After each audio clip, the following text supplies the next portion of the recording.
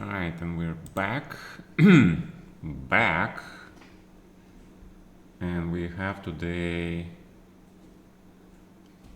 another great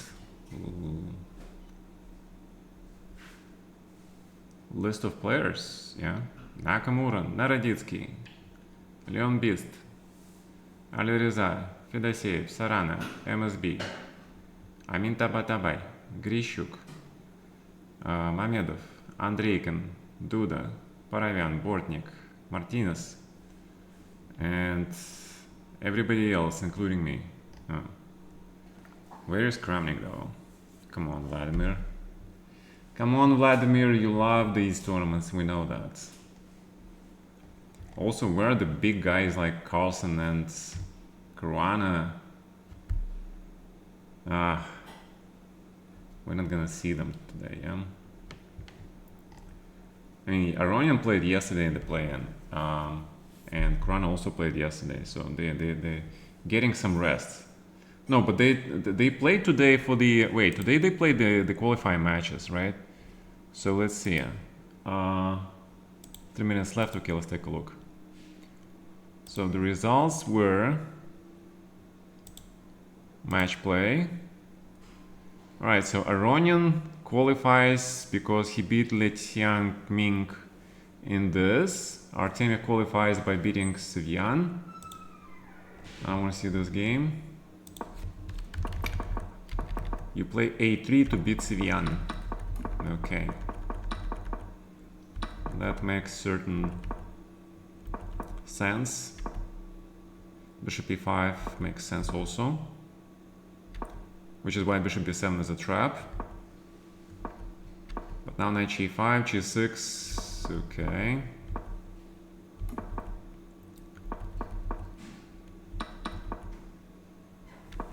And the knight goes to C6 with advantage for whites.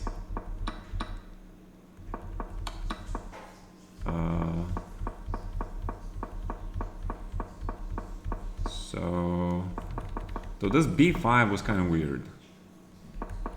Although it's the computer first line. But now this pawn on C6 is very, very strong, yeah? And Sevian just keeps pushing this pawn even though it's not so great.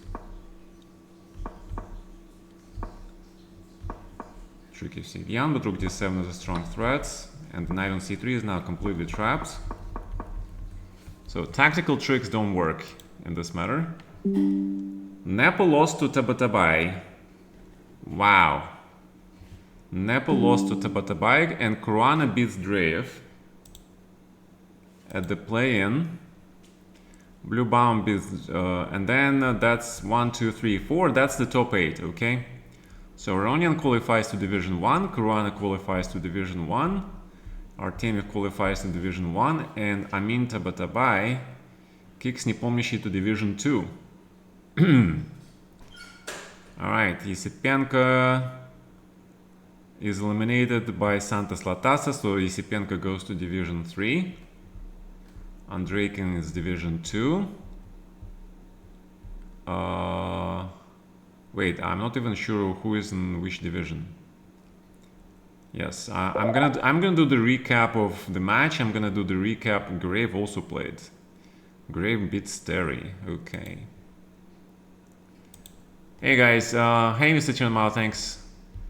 Mr. Dillman, it was a thriller in Manila. Just kidding. Yeah, I got extremely lucky. I'll go over the games. I managed to qualify by winning Armageddon game with white, but it was an absolute thriller of the match. Hi, Pankti Afiran. My God, Magnus joined at the very last minutes, yeah, and all the bunch of Indian players also. I'm not sure why Nihal Sarin has the Chilean flag. Guys, did the Nihal Sarin move to Chile? Really? No.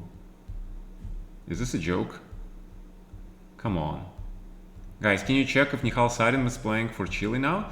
Oh, I told you, Kramnik is here. Yeah, he is playing. He is playing because he almost... He was 4th place in the early title Tuesday. Thank you, Mr. Tiramao. Thank you, Mr. Dillman. Yes, I managed to get into Division 3. Um, what? What's the joke? What joke? All right. So we're back to London system because it's the only opening that I can play with my eyes closed, more or less. And I still make mistakes, yeah? And I still make mistakes here.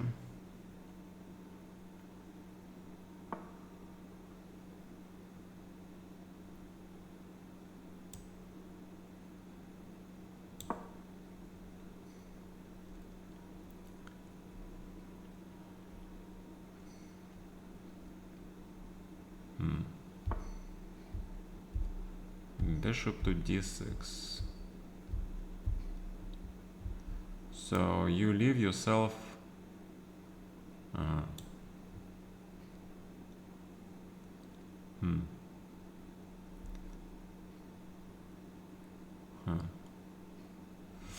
Very interesting.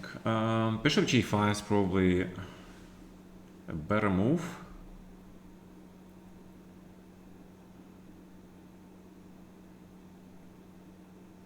But how can you pass up this chance, yeah? Oh. Okay.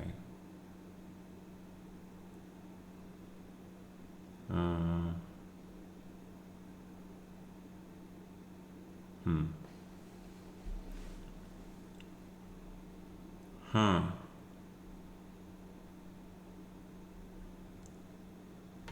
Damn.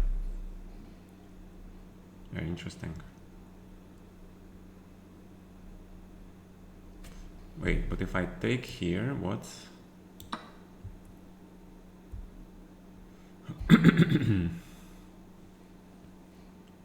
Why I cannot take here? Yeah, it took me like 1 minute to see this move, yeah? That's too much. Yes, emote chat only. Thank you, Mr. Dumont.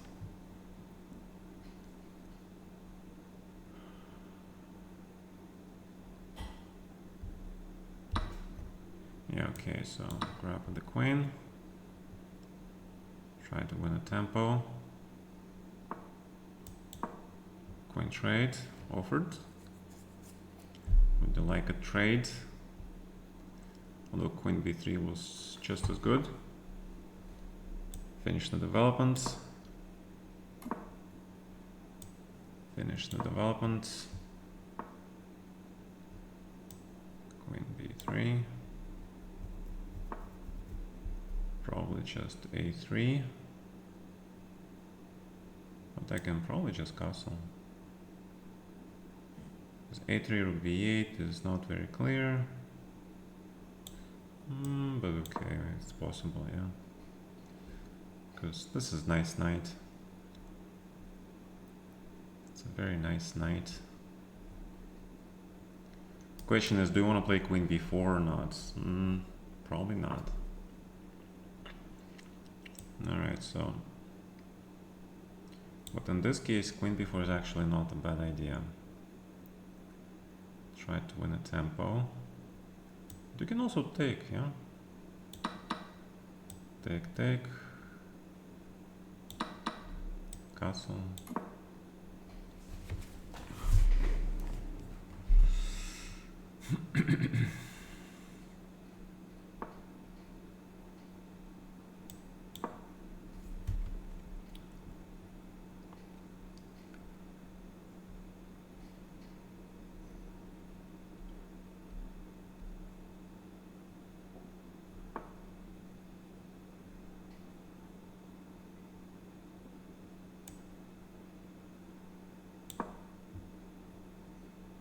Rooks belong on the open files,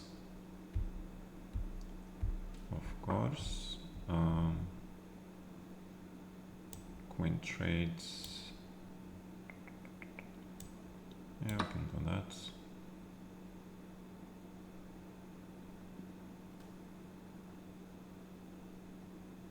The only question, should I play g3 maybe? No, but I want to play this anyway, yeah? So I wanted to play this anyway, so you're helping me. Thank you for your cooperation.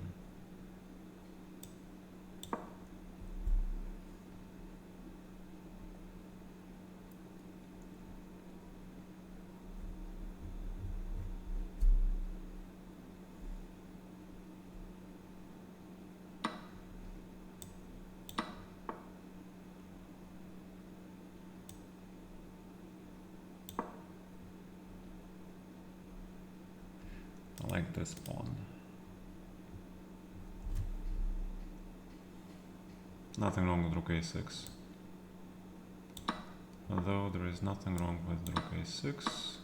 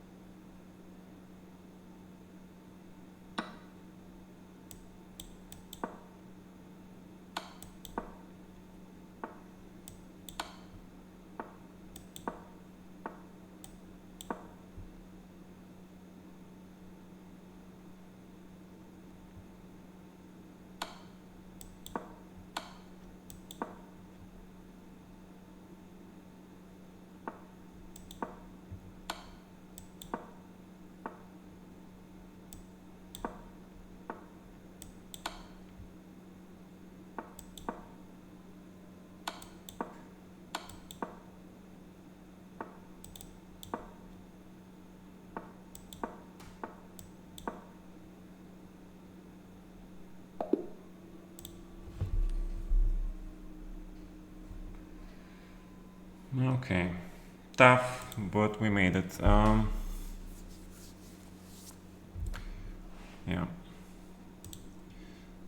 Review. Okay, I know I can play at 91% accuracy. 84% accuracy for the FM. I consider 84% a very good result, actually. Very good result for FM.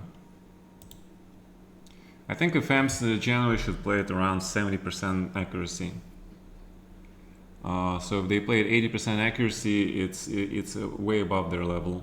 IMs I considered, 80% is good, and but 90 is very super good. Yeah, for the grandmaster to play at 90% accuracy is normal.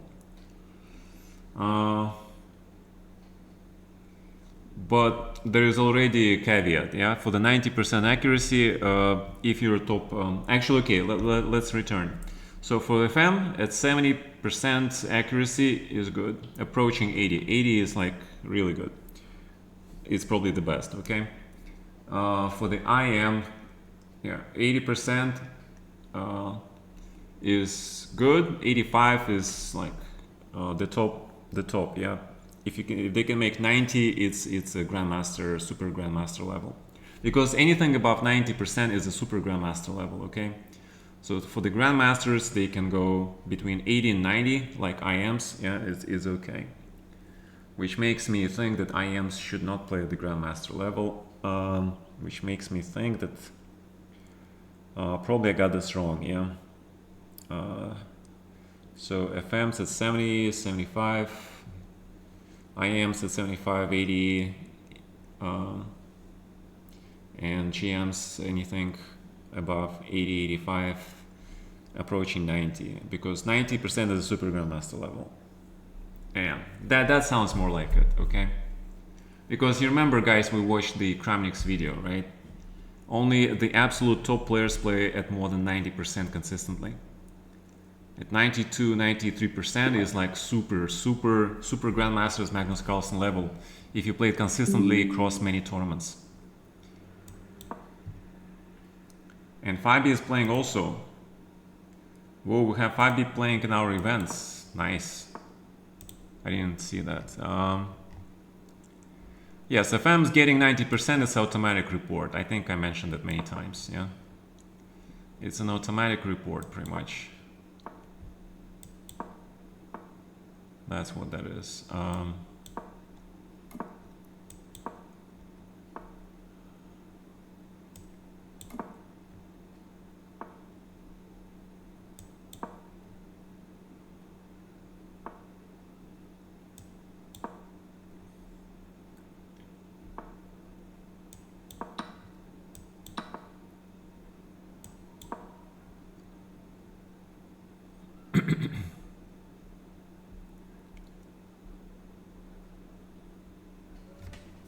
Alright, this is pretty standard, I guess.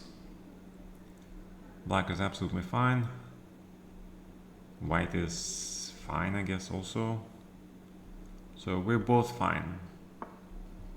The only question is B4 or E5. I don't know, let's try E5. Let us try E5. Oh, I want to try this for sure. Okay, let me see if this works. I want to try F5. Because that's why the knight is on E7, right? To go for F5. So let's see if that works.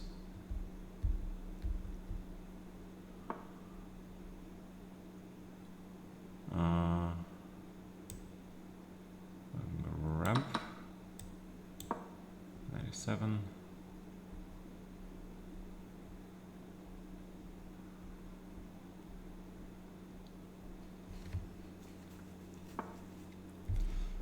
Should be 7.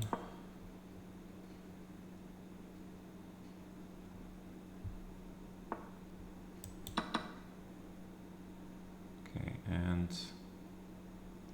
probably want to play E4 here, yeah. Open the bishop. Open the bishop, so to speak.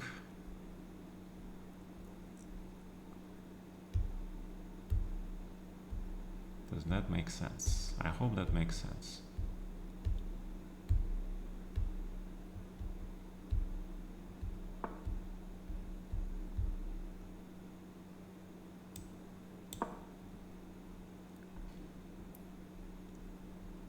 The bishop belongs on this diagonal.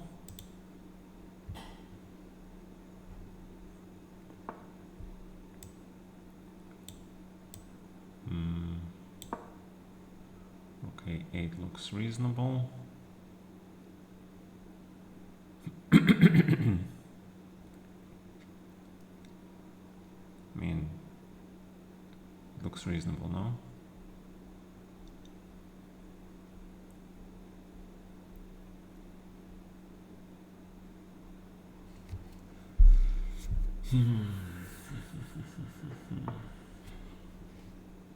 Yeah, so I was thinking check. E3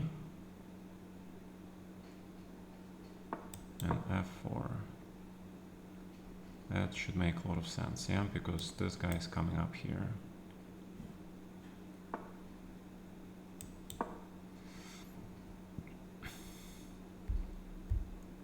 Actually, knight f4 was winning immediately. I will save it.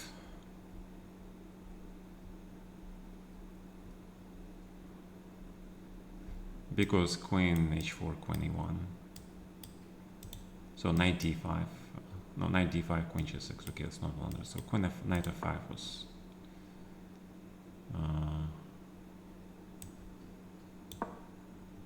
Still rook a2.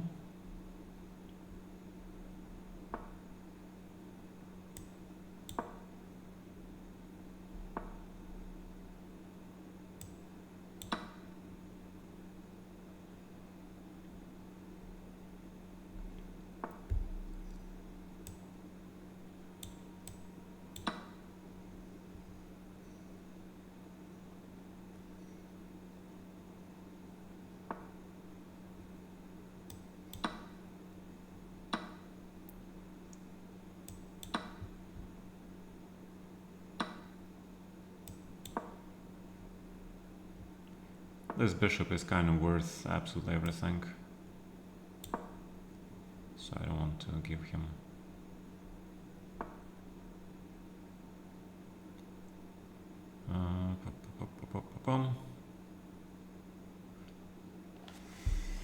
Alright, how do we win this?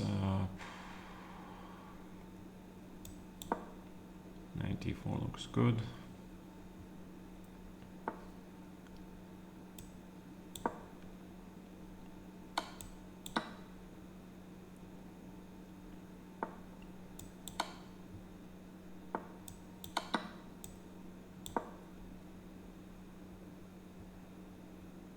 Looks good enough. Okay. Bishop d3, right? Yeah. Alright, good enough.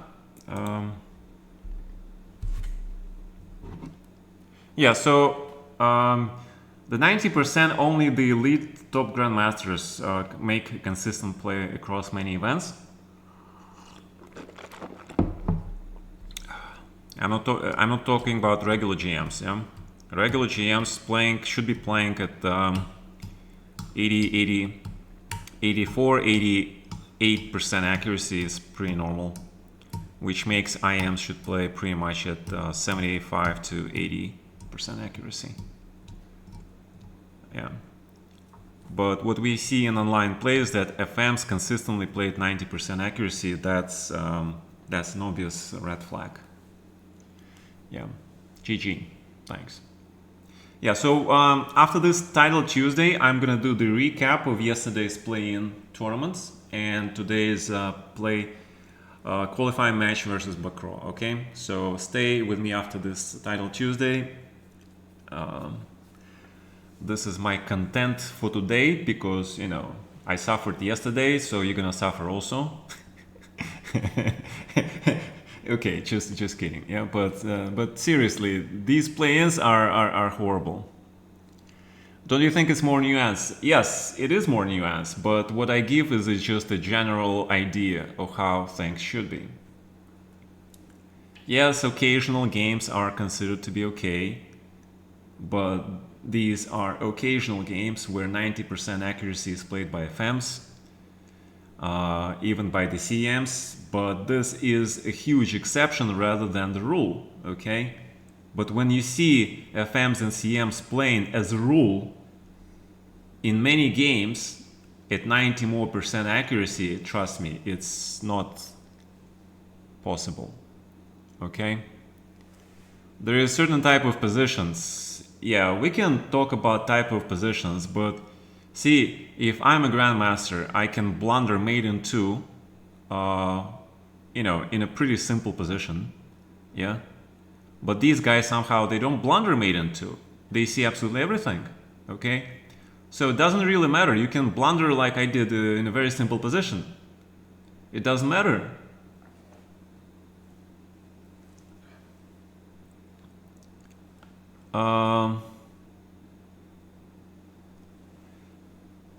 Yeah, well, the thing is that it's now it's an online chess phenomenon, yeah.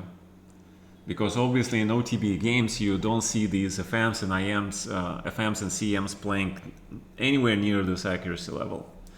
Again, there are certain exceptions, but as a general rule, they don't play at this level. Yeah, otherwise they would be grandmasters, like really quickly. Yes, so this is a general rule, and then we have a lot of factors factoring in, a lot of factors. The age factor, the work factor, right? The knowing your repertoire factor, etc., etc., etc. But again, I agree with a lot of things that Kramnik said in his video, so I'm sticking with that. Because if you look at the accuracy level, like if you just look, you know, everything is understood a lot better when you have a comparison. So we all agree that Magnus Carlsen is the gold standard of chess, right? So if you see his percentage accuracy, then you understand. Okay, wait. Is this game again? Yeah, that's why I play b3 now, right? Okay. That's why I play b3 these days. Yeah, so if he's playing at 90% accuracy, and then think about it, yeah, and then you see FM and playing at 90% accuracy. So does that mean he is a Magnus Carlsen level of player? Because that's what it suggests, okay? Obviously he is not.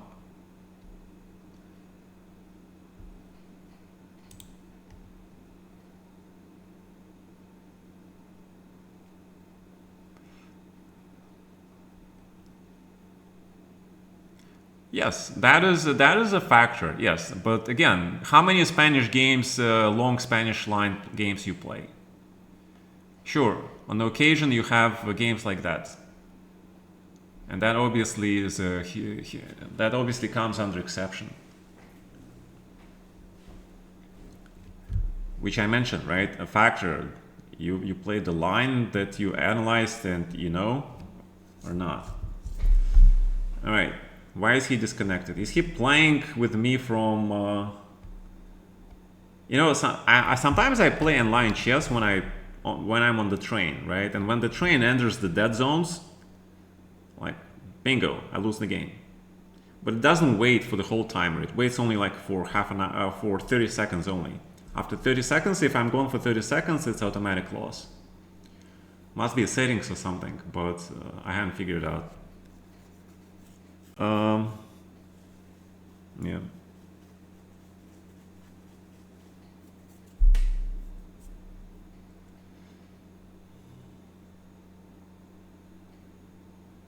Well, I guess Vitek is going to give us a whole point. So Queen b6, yes, I know knight a3 is the theoretical move. I think I covered it in the my god.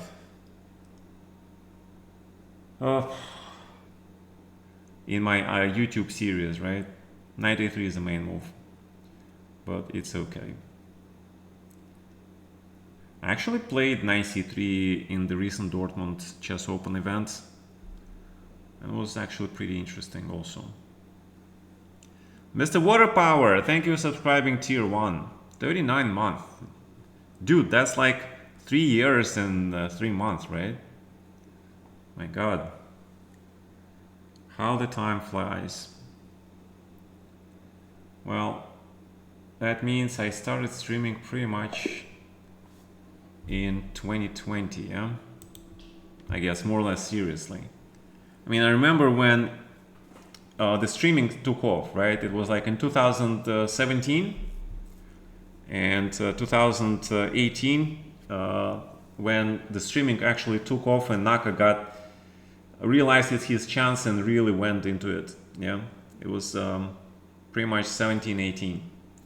All these Arena Kings, all these Title Tuesdays, and the YouTube and streaming, and Naka like went for it. Smart man. Yeah, I got into it 2 years later, and I'm still sort of amateur. Right, Grishuk, 2 out of 2. Excellent. Yeah, but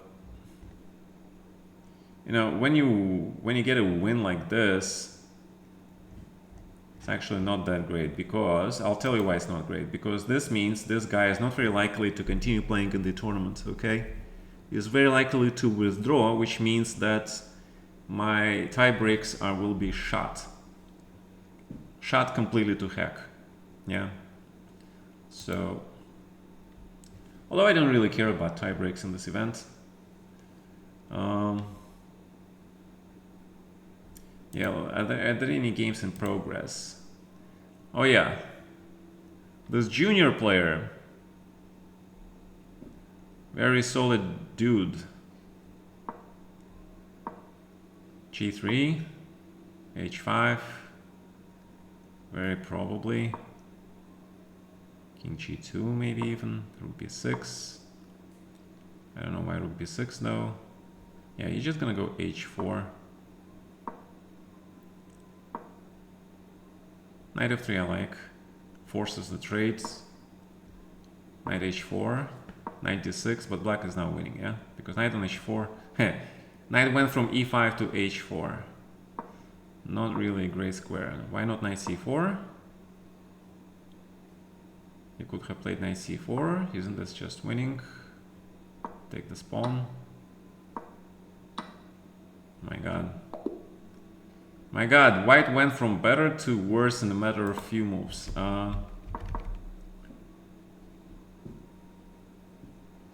Yeah, white is absolutely fine here, and then in a matter of few moves he went to not fine at all. But I kind of like black's position more, to be honest. Yeah, now take. Oh, and rook f2. Oh, and the idea is if rook f8, then rook b2. You cannot protect this pawn. Oh, Naka actually got a little bit lucky in this game, yeah? Because after this, white is better. This pawn is lost. Damn. Okay, now we know. Oh, Caden Troff playing Magnus Carlsen. This is actually huge because Caden Troff hasn't played chess for a very long time.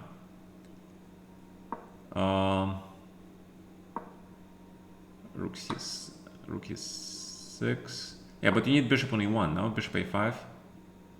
Okay, bishop f2 is actually looking at this pawn. It's fine. Rook c6, yes. Bishop here. Or e6 and rook c5 and f5 just looks equal, yeah? h5 looks a little bit weird. Take on g6, impossible. Bishop g7, rook b6, take.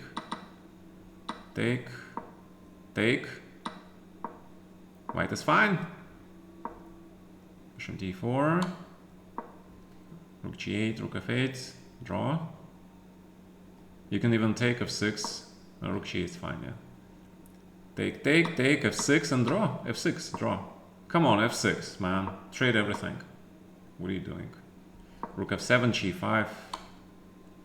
Yeah, but you're risking getting mated, man. 93 is coming. Alright, side checks, not bad. f6. Oh, rook e1. Nice. Okay, still draw. Check.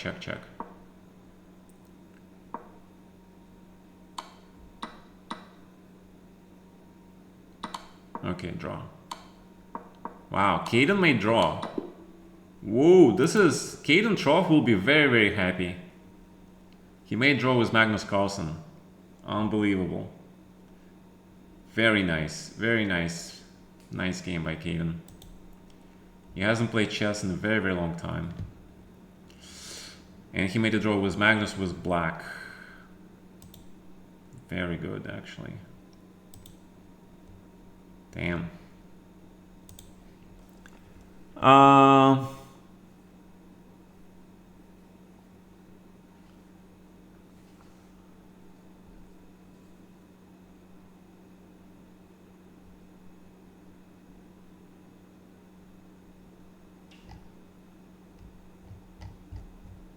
Magnus says, what a terrible game. He is not happy, yeah? American Grandmaster. He was actually considered to be a stronger prodigy than Sam Sivian. Okay, I think Garry Kasparov was actually he was in the Garry Kasparov school of students at one time. And at a certain point of time, you know, he was playing, practicing, and then he stopped playing chess. But this guy, I remember, he was extremely talented. I played him at some US chess championships. In my games, I got very lucky against him. I do remember there was one quick interview with his mom who said that, you know, she said basically that, you know, before my game with him, I wasn't sure how to spell his name, so I looked up his name and then, you know, wrote his name on my score sheet, and then we started the game. And then she said, I probably don't know who this guy is, but I will learn. So it was very interesting. He's still reviewing the game. Caden Trough? Yes. So the Caden Trough guy was a huge prodigy. I think he was in Garry Kasparov's school of students. He was actually considered to be one of the most talented juniors, ahead of Sam Simbian, ahead of Robson, but then he stopped. Yeah, then he stopped. Wait, who is Maskinisson? Why is he Maskinisson?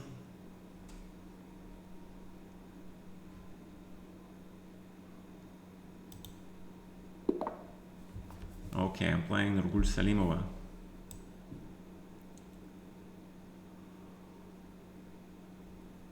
Huh, fine. Play the normal.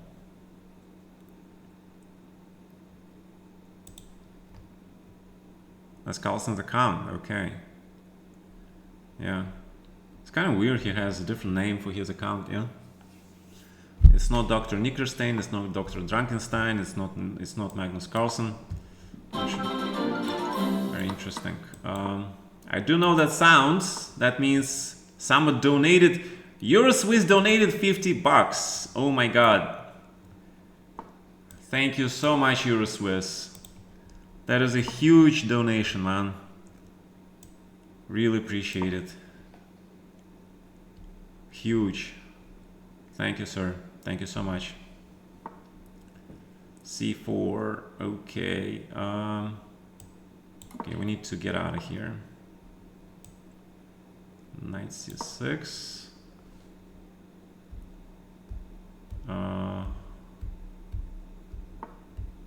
And then play D5. Looks very messy. So E5. Looks normal. I mean, E5 in general is normal in this position. Maybe I should have played D6 first, but E5 is also okay, I think. It's okay. Choose G6. Relax. Develop. Thank you so much, Mr. Euroswiss. Thank you. Thank you, sir.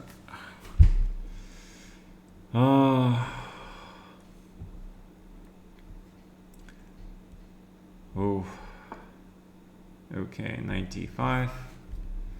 So question is, do you want me to play f6 or not? Yeah. Actually, I want to put the bishop here. Maybe I won't take with the bishop this knight. Because if I take with the bishop, because that means my knight can go centralize. Okay. And it can go centralize in this direction.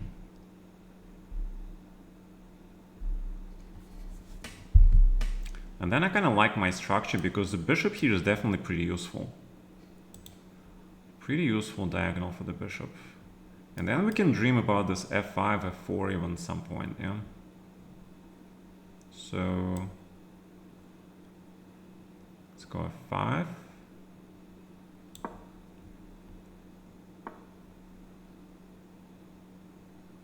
Hit this guy.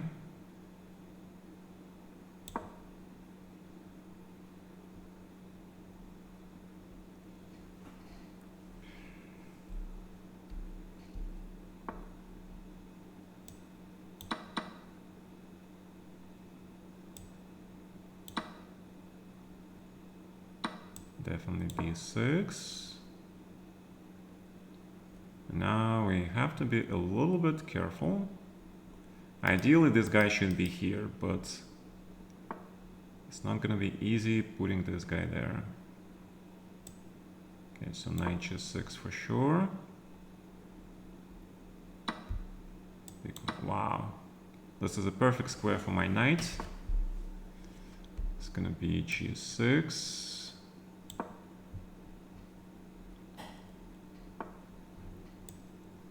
Queen. Make sure we protect.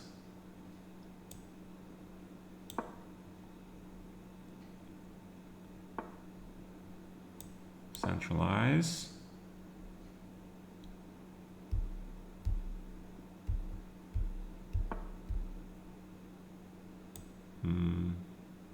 Protect.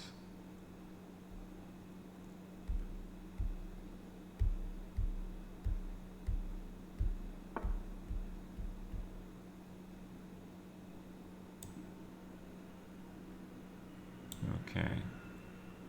So that's actually a big question. That will be a big question.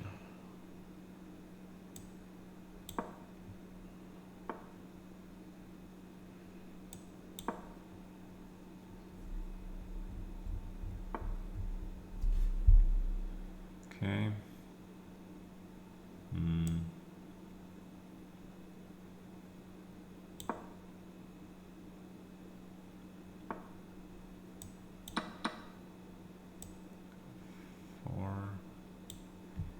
F4, not F4, probably F4.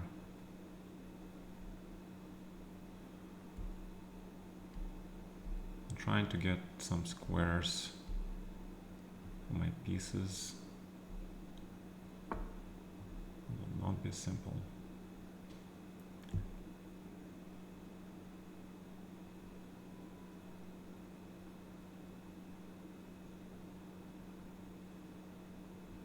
If I play G4, I don't play G4. Okay, how do I play here? Alright, I don't know, just something. Play something, I guess. A7. That's not what I wanted. It's not what I wanted to play.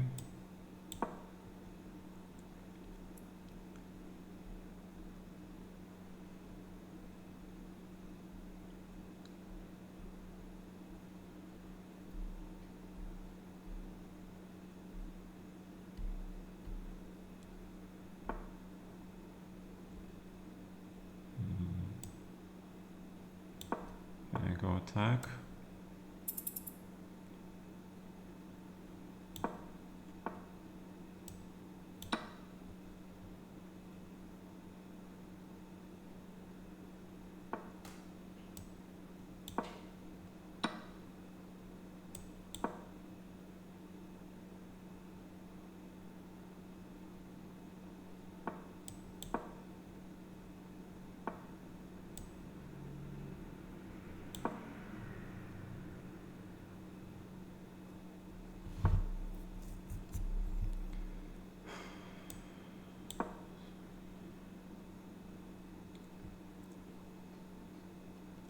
Question why I didn't play this.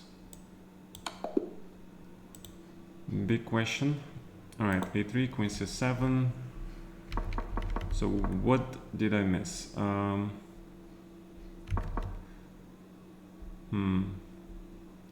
king h7, yeah? Makes more sense because you're not pinned. And if queen d2, then knight f7. Because you really need to, you know, get in there on this diagonal.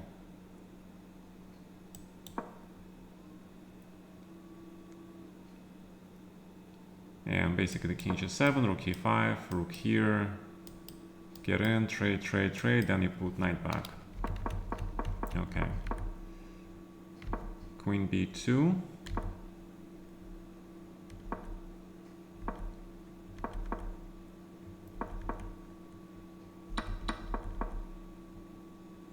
Yeah, okay, so g4, rook h4. Oh, queen d7, queen g5. Ah. Oh, that's how I get there, yeah. Take, take, queen f5, and the threat is queen g5, correct. But not like this, yeah. Oh, actually h5, right. Connect the rooks. This rook is gone. Damn.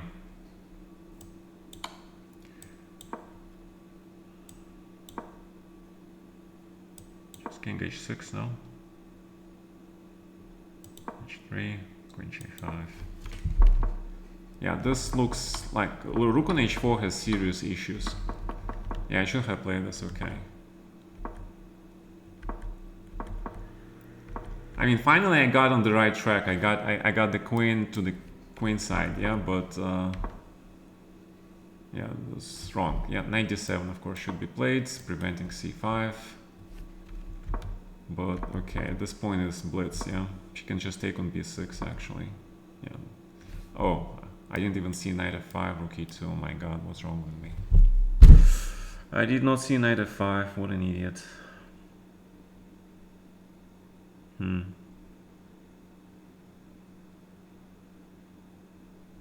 Wow, how can I miss stuff like this? How can I miss knight f5, man?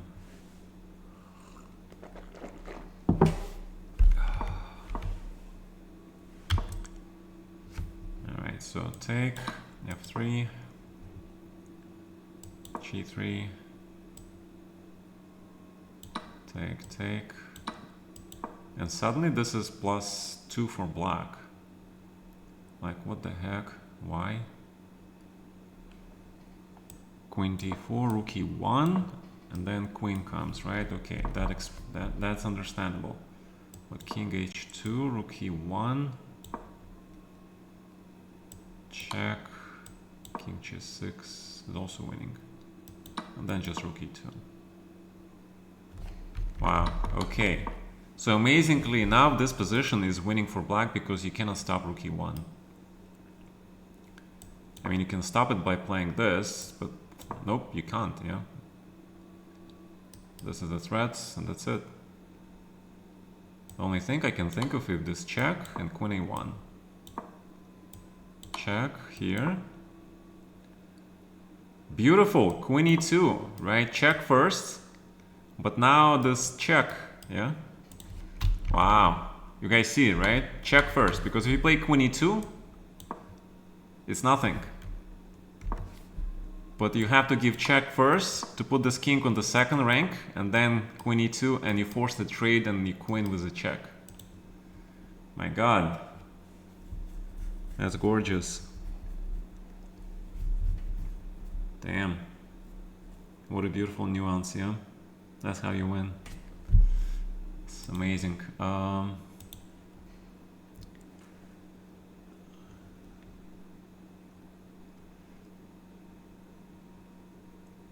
Okay.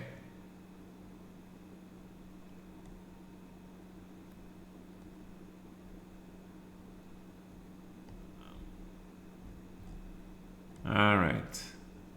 What do you mean he is drunk? He doesn't. He looks okay. That's Kate and Trough.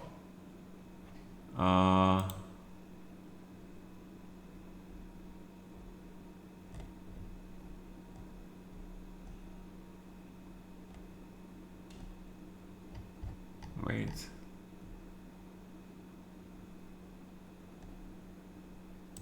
He doesn't seem drunk. No, he's not drinking. He's okay. But there is a television in front of him. There is a lot of noise, and it's not that great. You know, when you have all these distractions, it's terrible. Yeah, you need to really focus. If he wanted to win, he would focus and just get rid of distractions, and he would just focus, and he will just kill everybody. Yeah.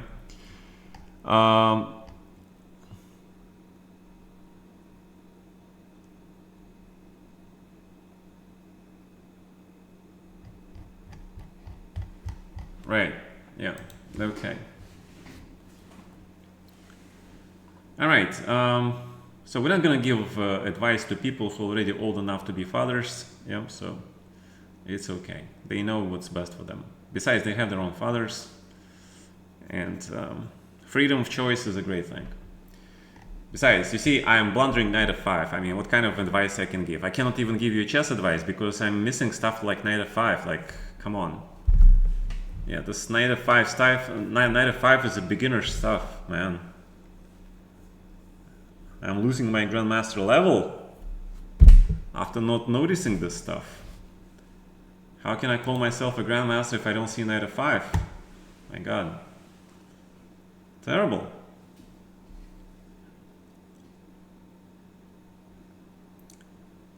Alright, but somehow we are the top 4 out of 4 with... Jesus, guys, do you see how strong this tournament is? If we have 16 people with 4 out of 4, 16 people with perfect score. That means after this round there will be 8 people with 5 out of 5. After 6th round there will be 4 people with 6 out of 6, theoretically, and after 7 rounds you theoretically will have 1 person with 7 out of 7. Okay? Man.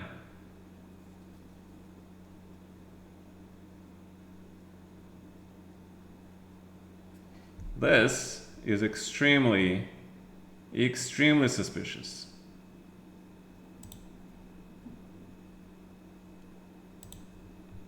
Not my job to say anything.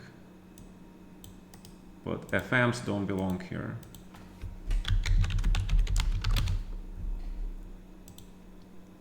Especially with a rating of 2200 in Rapid and 2300 in Elo. 2006 years of birth, 18 years old. Okay. I guess he wants to prove something. On the other hand, I haven't seen his games, so let's go here. He played 1 GM, rated 3000. He beat FM, NM, etc, etc. And of course I play somebody strong. I play actually the Leon Beast himself. So the question is, how are we going to survive this game, yeah?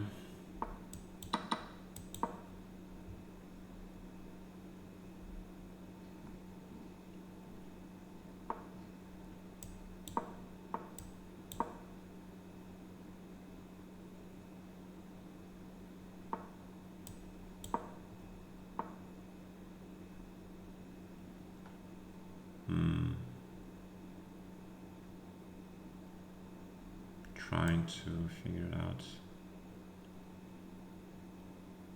Castle. 92, okay.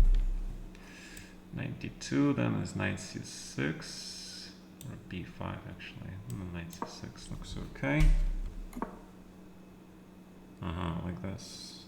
It's very interesting.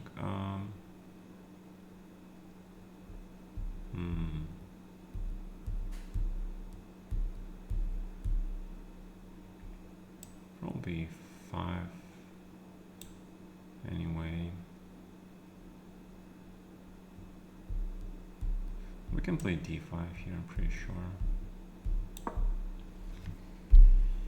I'm pretty sure I can play d5 here. Take.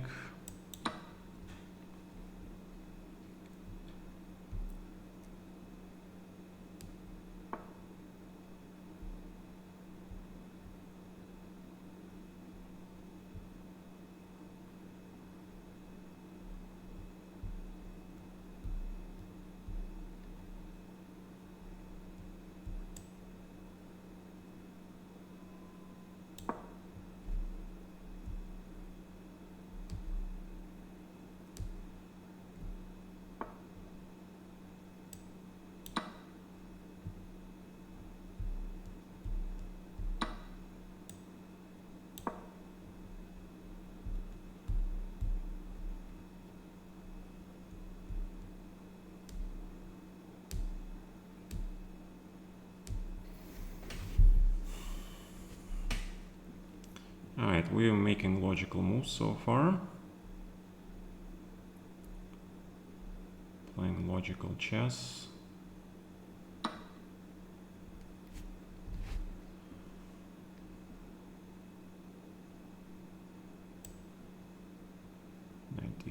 Looks very logical, but then 94. So maybe queen d5. Looks okay.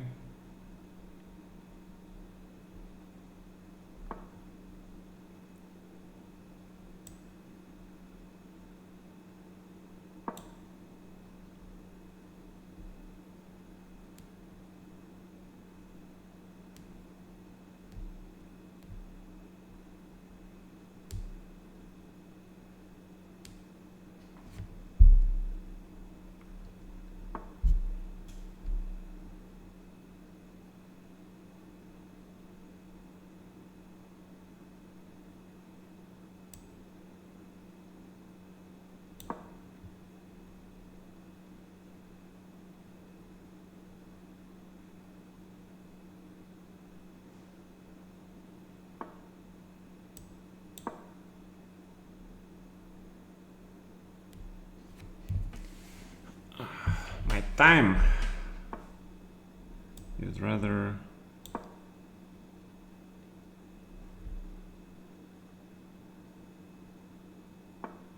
oh shit, I blundered.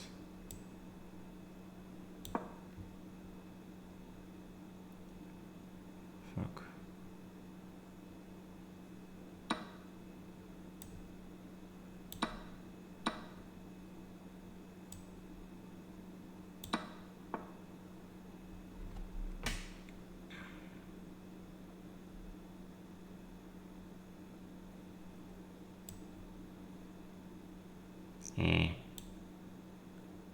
No defense against knight g6, huh?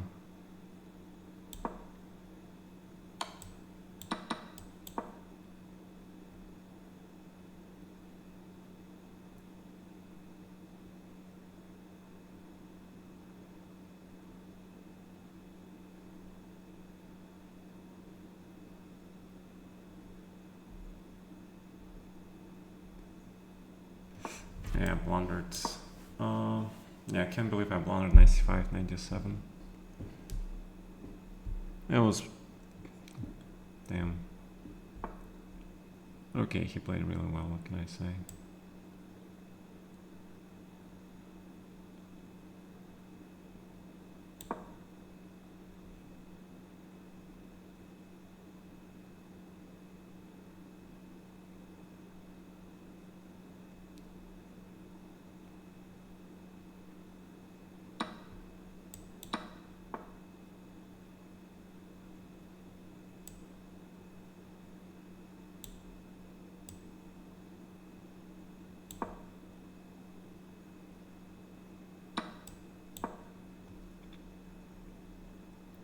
It's completely winning, of course. It's completely winning, of course.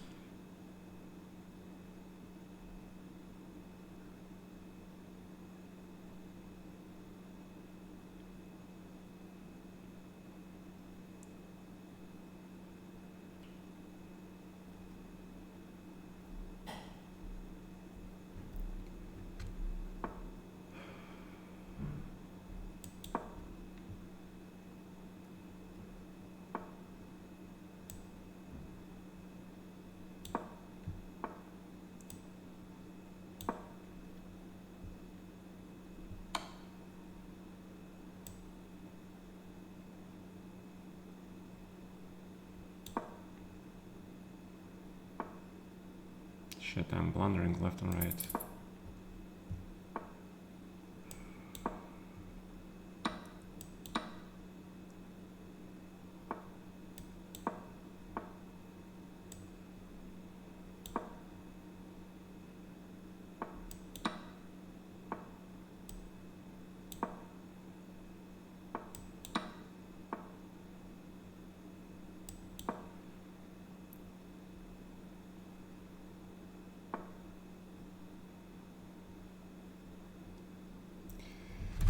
I told you I'm blundering left and right. Okay, good job. Alright, boom. So h4. Knight b4. I should have played a5 first, of course. Oh, just queen c7.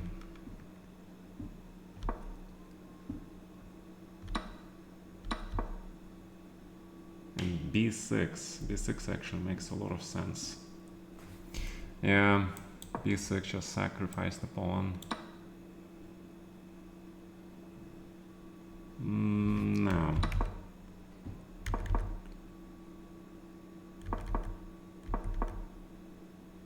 Yeah, but rook b6, my god. Yeah, just rook d6, exactly. I'm a freaking moron. Rook d6, Jesus Christ, man. Rook d6, black is fine. You see the evaluation, black is actually better. Because I get the file, like I play rook d8, b6, f6, and then bishop comes, and black is better. Jesus, my god. Oh my god. Just resigns immediately. Rook d6, black is fine. A little better for black. Rook b6, blunder the whole thing. Okay. Yeah. After rook d6, black is just better, man.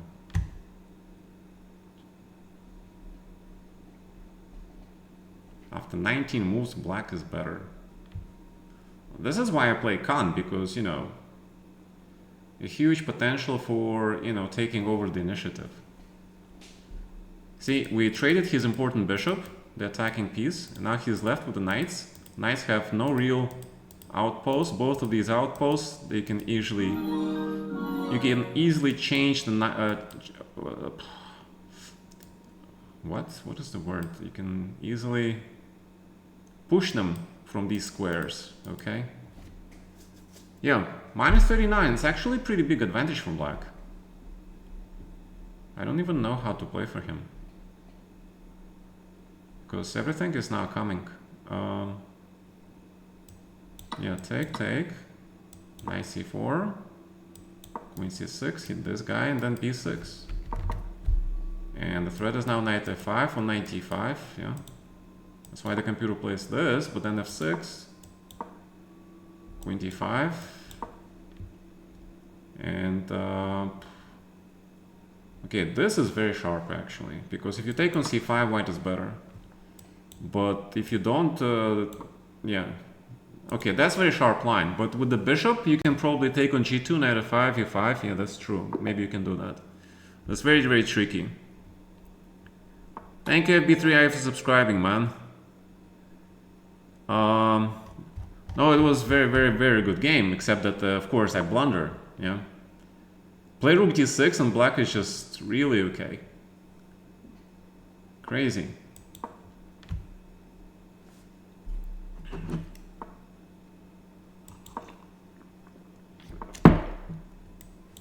All right. Everybody knows this. Everybody plays this. Everybody loves this. Yeah. I'm not sure about loves this, but okay.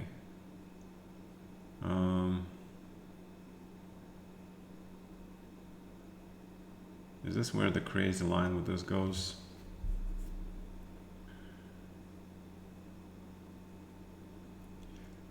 That's where the crazy line goes, yeah? So if I play bishop b5,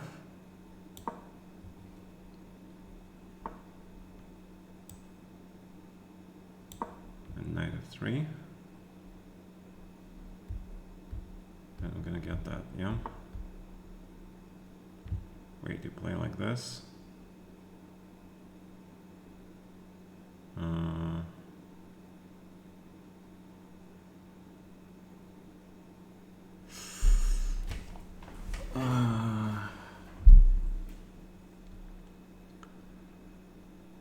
If I take,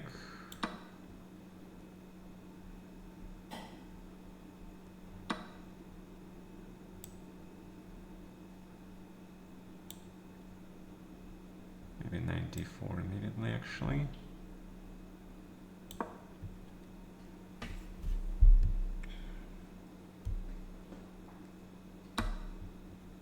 Because now I can actually take here. But pair of bishops is okay, yeah. It's okay to have pair of bishops, that's fine.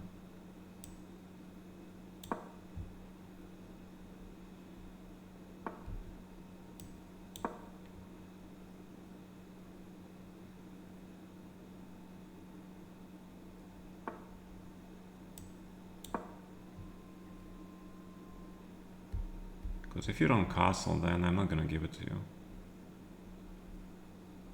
If you don't castle, then you're not gonna castle.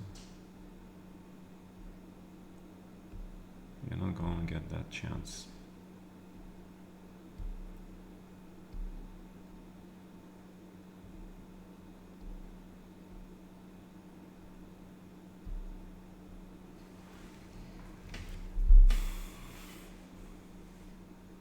I mean, bishop d6 was maybe even better, yeah. Bishop d6, but I did bishop c5. Probably maybe even stronger.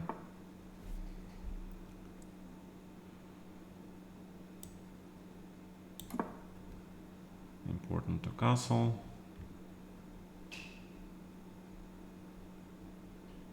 It's important to castle.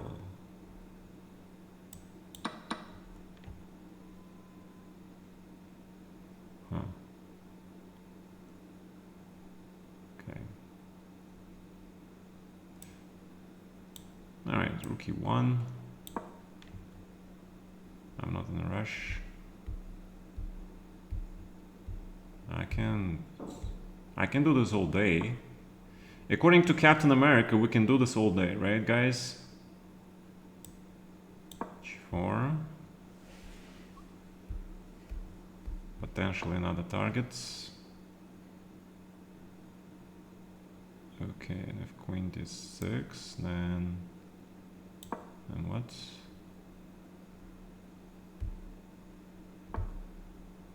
Check.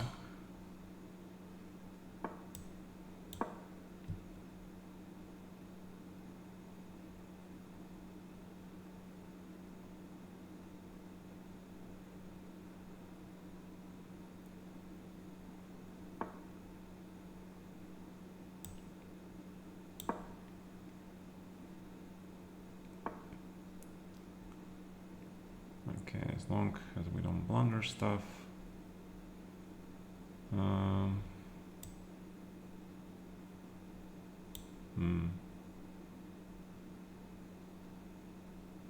Queen d8.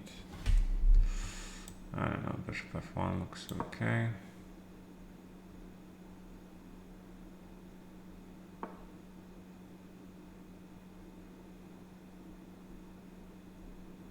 Although bishop d3 was probably better, yeah. Probably better.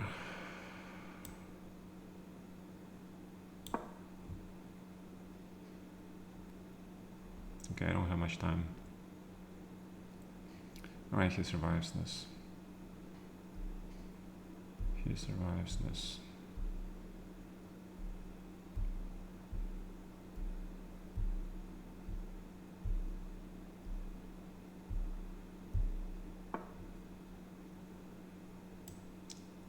I actually blundered, yeah. d5. Actually blundered this. d6.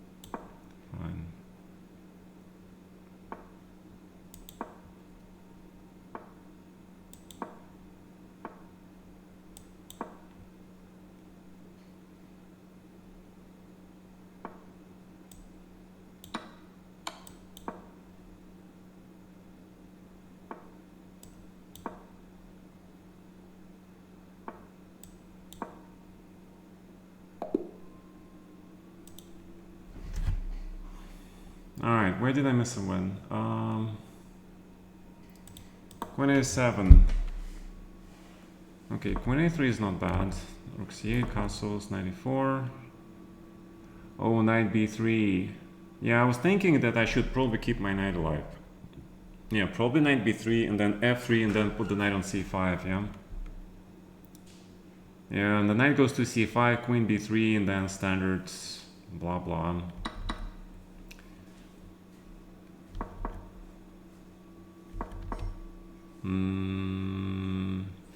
Yeah, I think, you know what, you need to play rook d1, play c4, f3 and then just break through the center, which is why you need rook d1 to protect the pawn. Before you play c4, you need to protect it. And you have pair of bishops, you should open the position, especially with a king like this. Queen d6 here. Yeah, so bishop d3 was necessary, but I didn't want to play this this thing. Obviously, oh, the pawn is hanging. Oh, the pawn is hanging. So b5. Oh my god, rook e5. Wow. Wow. And then rook e1, and then you take here. And then this bishop, if you take this pawn, you can sack the exchange and then you push this pawn. And you win. So, that's why queen b8. Yeah, but then you get two pawns, no? You just get two pawns. No, you don't get two pawns, you get one pawn. But one pawn is enough. One pawn should be enough. Why not c4? Why b3? What?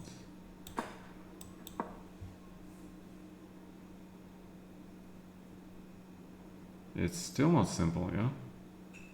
Okay, c5, h4, queen d6, and then you take with the pawn, right? No, the pawn is nothing. Okay, so extra pawn in this endgame. Maybe black can make a draw, maybe not. Probably he makes a draw though. Because he plays this, you play this, and then probably just rook e8 and trades. Ah, you don't trade. Ah. Ah. You do not trade. Wait, you still trade. But you trade on your terms, yeah?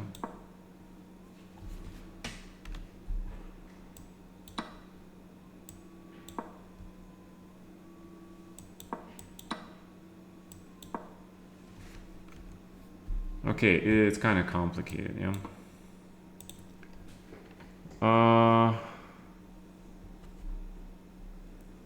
Okay. Yeah, queen e5 was MFL was very nice, yeah. But okay, that position was already terrible because I blundered the whole rook, yeah. I blundered the whole rook, man. If I play rook d6, my position is better. I don't care about better, just draw, yeah? If just draw is good enough. So let's see what Fedosseev shows us against our London. Fedosseev is playing from Samoa Islands. For real?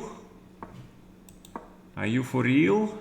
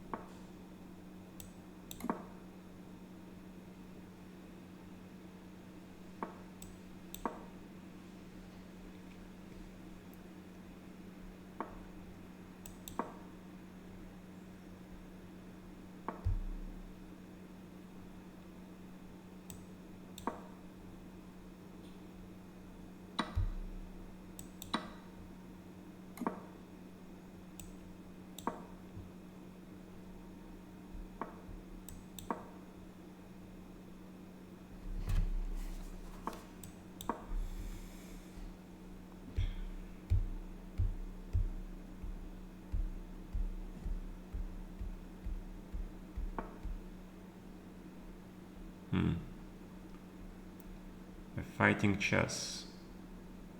Very interesting.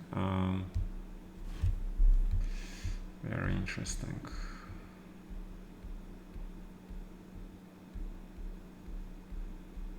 Actually makes a lot of sense, yeah. This move makes a lot of sense.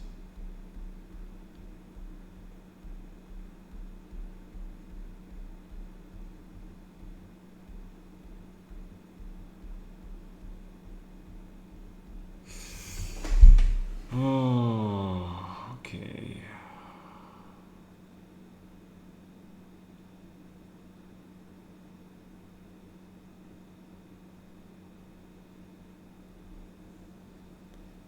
Yeah, that's Fidesi. You have to always calculate stuff against him.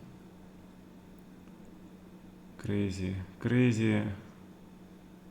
MF.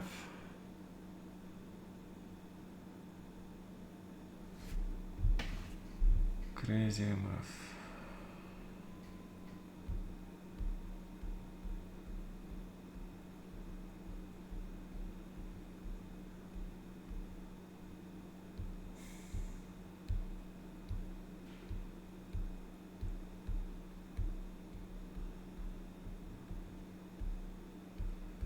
I have a feeling I'm missing something. What is it that I'm missing? I'm running out of time. I'm running out of fucking time.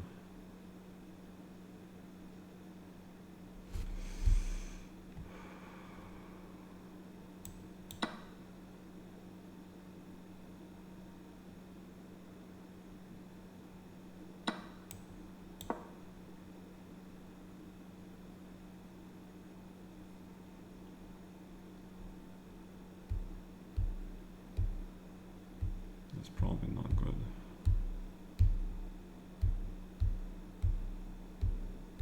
Probably not good.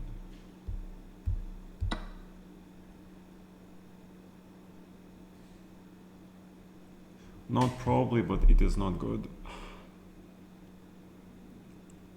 It's not actually probably. I just completely blunders absolutely everything. There is no point to play. There's no point to play if I'm blundering stuff. Just blundering absolutely everything.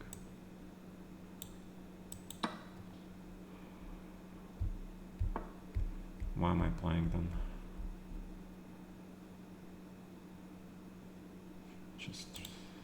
But this cannot be good, f5. It's actually okay, yeah.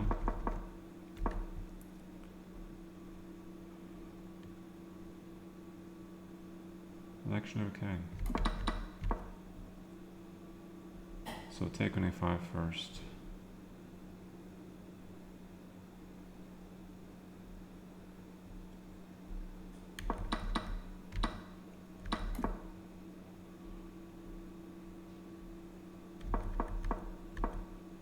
I mean, if I wanted to sack, I should just sack here. Yeah. If I wanted to sacrifice, I should just play something like this. And then he plays knight g6. Okay, so I can't. So bishop g3 f5, take. Yeah, so this critical position. This is a critical position and should be good for white. What did I miss?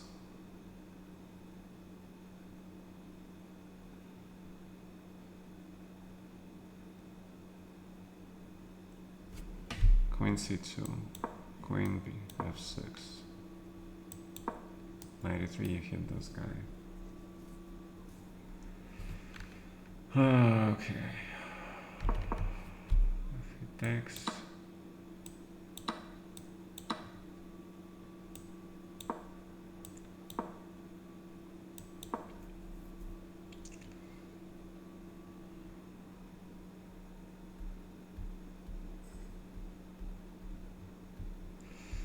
Very interesting. Damn.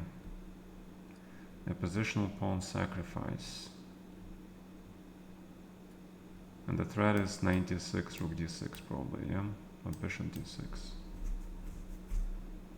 So even if he prepares, you still do this. Yeah, but this is very hard to see.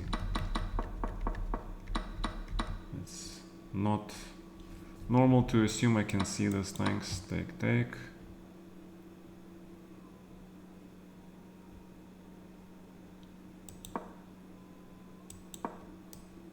Check, yeah.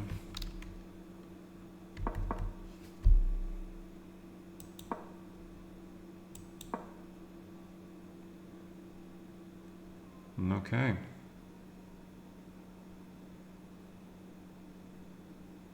So there is the correct way to sacrifice and there is the wrong way to sacrifice. My way was absolutely wrong. Yeah, this was ridiculous. Just resigns, yeah? Yes, I wanted actually to take here and then play queen h5. That was my original thought. And somehow that original thought went into queen h5 immediately. And it ended up like this. It's still pretty bad. 7. It's just awful, man. It's completely lost. Okay. It's kind of funny that you can play like this with black. I mean, I'm doing this all the time with white, yeah, so why not? Bishop g5, then just play bishop g5, knight d2 like in London system.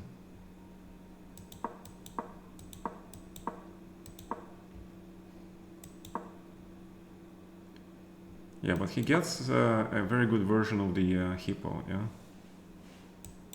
He gets a much better version of the hippo. And then you play a5, yeah. G4, take.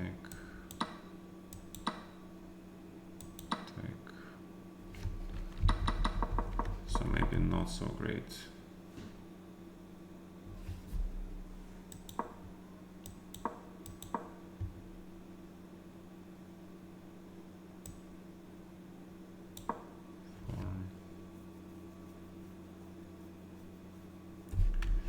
Alright, terrible.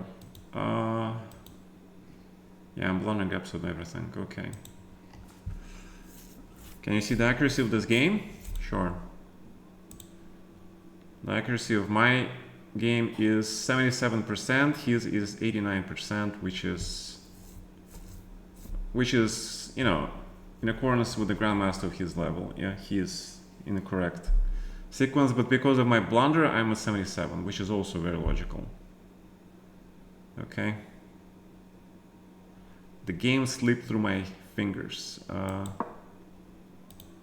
I wouldn't call finding this queen c2 idea followed by 93, knight f5 as, you know, slipping through my fingers. This is so fucking bloody hard, especially, you know, in the blitz game. How am I supposed to see all this stuff?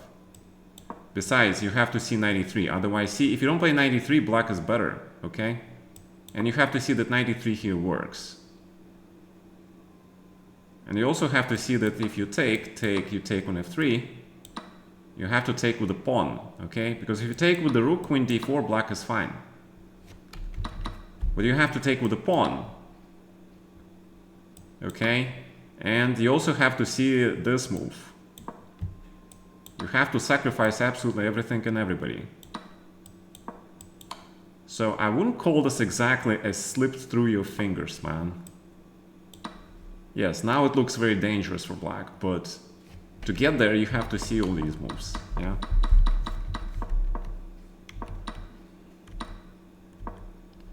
All right, but now we know, okay? Now we know that this position is advantage whites. Now we know. And also you have to see this. And check and you take the bishop.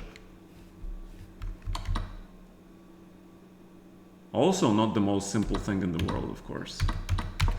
Okay, and just a finesse, knight g3, h4, g4, knight h4, bishop d4. Okay, it could be bishop h7.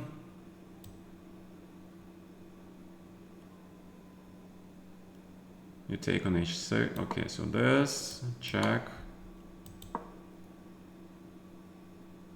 And apparently, this is not even the best move. You're supposed to play this. With the idea of playing probably knight f4. And continue, okay, knight f5 is the threat, excuse me. Okay, knight f4 is correct. King h8. Wait, no, the computer plays this, this, this, this. And after all that, now you take this pawn and white is winning. Okay. Also not the most simple things in the world.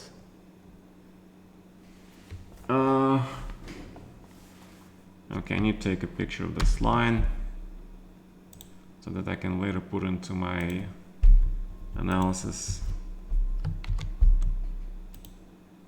Oh. All right. Okay, but we're learning something, right?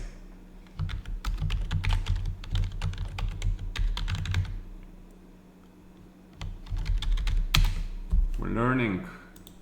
Now we know how to play in the next game.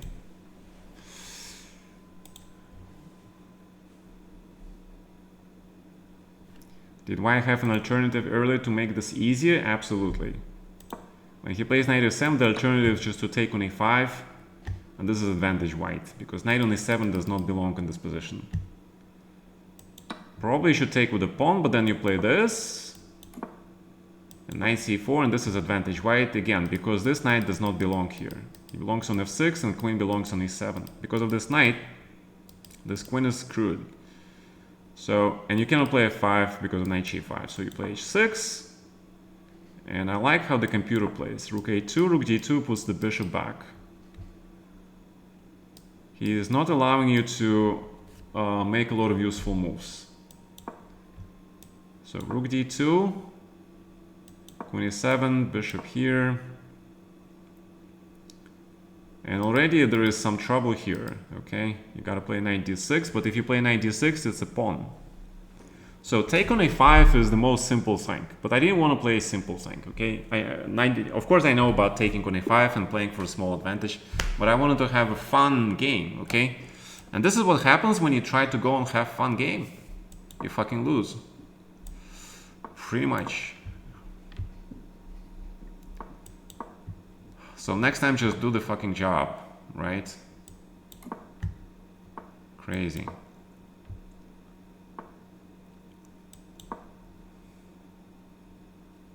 Yeah, this is bishop. Okay, this, fine.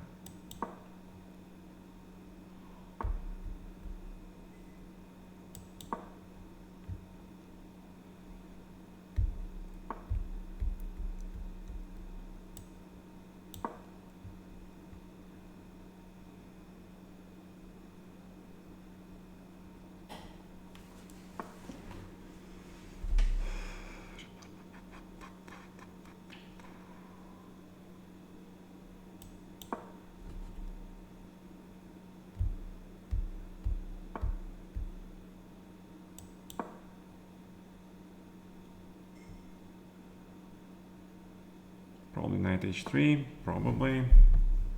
Oh, let's play f5 anyway. Okay, what is this position? What is this position? ¿Qué pasa? ¿Qué pasa, hombre? Okay, I don't see any threat from you, so I'm gonna just make normal developing move. Just gonna make a normal developing move, man. Because I don't see a single threat.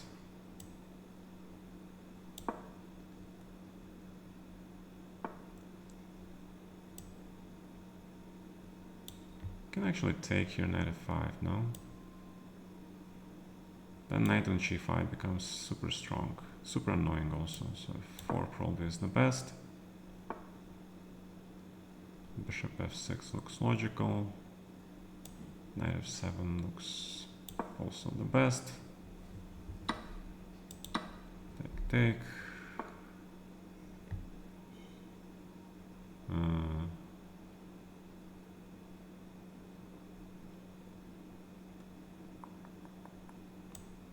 Don't wanna give me a bishop, do you?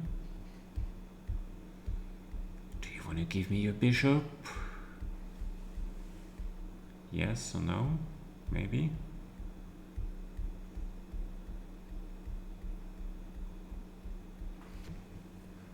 Questions? Maybe.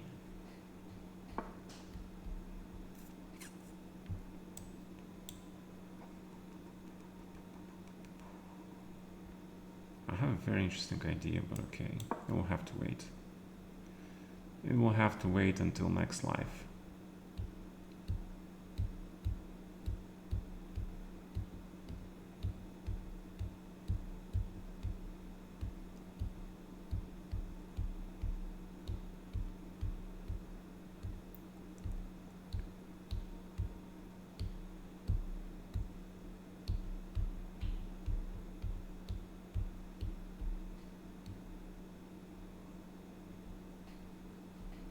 I think black equalized, pretty much.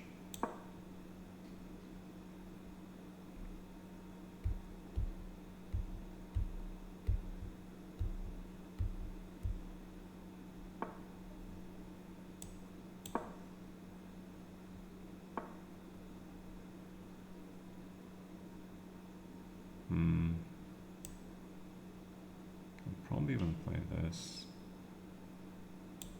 Do I want to? Queen c7 is also possible, yeah. It's also possible.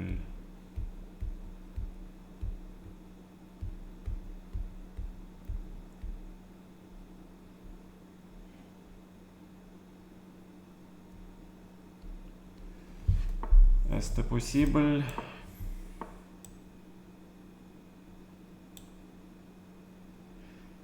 This is not even a threat. Should I take it seriously? Should probably. You know what, I'm curious. Let's do it. Let's do it.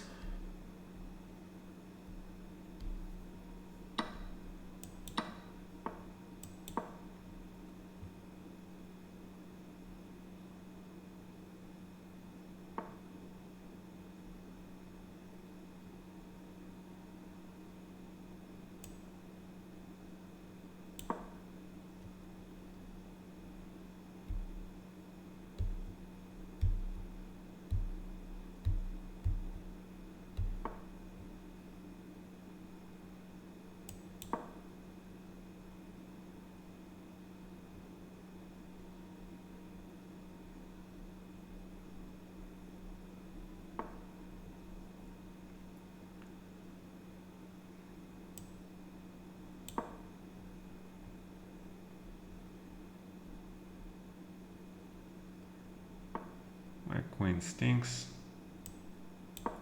Everybody knows that.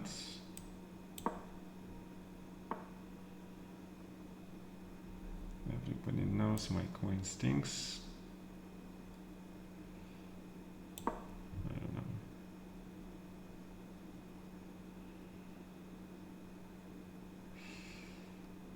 I need to improve my queen actually.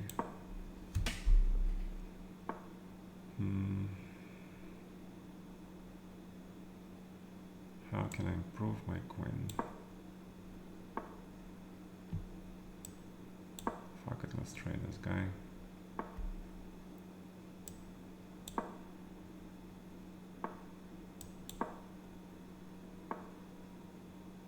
He's happy with the draw now.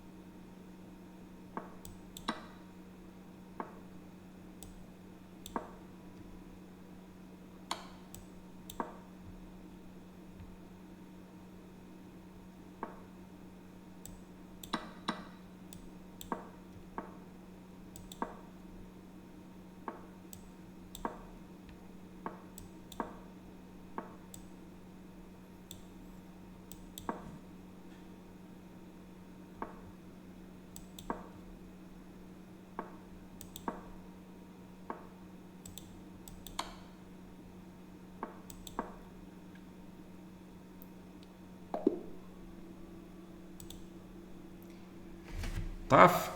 Very tough.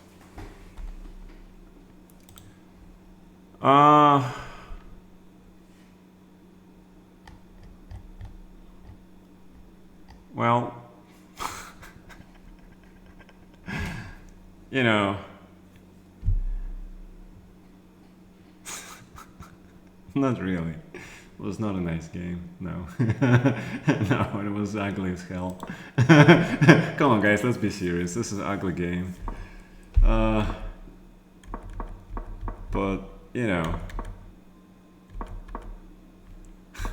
it works. Yeah, because this is dead draw. Yeah, he just has to not to blunder me the pawn, and he is fine. See, but he blundered this pawn. Yeah, if he plays bishop e1, it's just dead draw. And even this is dead draw. Apparently after queen g5, I'm much better.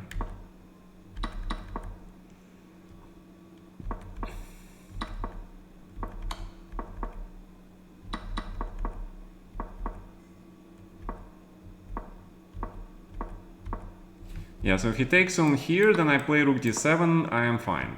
That was the idea, okay? Same for rook c6. That's why he keeps his rook here, but then my king walks in, yeah? And this is already -1. So g4, take. Oh, he can play rook g6 and bishop d1, make my life a little bit miserable, but it's still an advantage, yeah? Still an advantage. 2 pawns, very strong bishop, probably winning. But in the blitz game, it's, I don't know, tricky. All right. All right, so Leon Beast is 8 out of 8. He's in a very good form, very good tactical form. Hikaru's playing my line from US Chess Championship. Magnus Carlsen is... He lost to... Oh, he lost to... Ooh. Wow. That's actually a very nice win. Queen h5, my god. Really? No, that's advantage white for sure.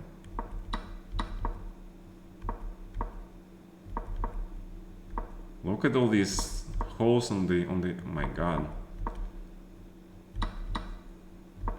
Yeah, holes are not holes, but black is slowly getting back into the game. Yeah, he's slowly getting back. G4 has to be played. And you had to take with the queen, of course. Yeah, queen takes and then rook g2, knight h4, pressure. This does not look correct. No threat, queen e8. Close the file. Yeah, black is improving. Of course, it's very hard for white to lose this, but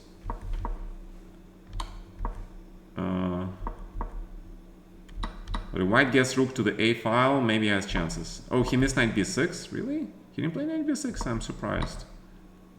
b5. Nobody cares about d3 pawn. It's so weak, man. And again, knight takes b6 wins, yeah? Wins the game.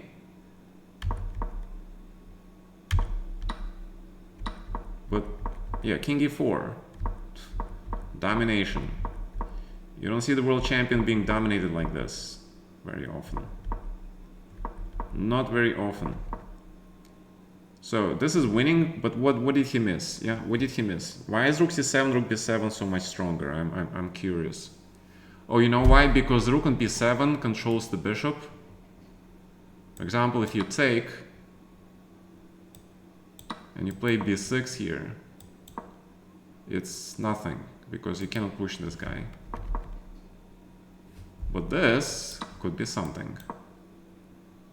I think this is actually something for white. But it could be nothing still. King f7, c5, right? King d5. And check. Yeah, check is coming. So rook a1. c5 makes sense. King f7 now makes sense. Because king goes here. So, yeah, but otherwise rook d1, rook d4, yeah? Yeah. So what happened in the game? Bishop g3. Oh, this. Okay. Yeah, that... Okay, that is nice. Wow. That's why he should have played king f7 here. Wow. This is actually very complicated. But the point is that if you play this, you can take. And bishop d6, because if this, then king e6. That's the point, yeah. But after this, black is just... Wait. Yeah, but I understand. Yeah, this should be winning. It should be absolutely winning, of course. Okay, rook e6, bro. Rook e6 is a draw. Because bishop d8. Oh, Magnus playing white. Oh my god. So Magnus could have won this. Instead, he even manages to lose this. King d6 is a draw. Because Zugzwang. Because you go back and forth. You cannot possibly win this game. But you can lose this. Okay.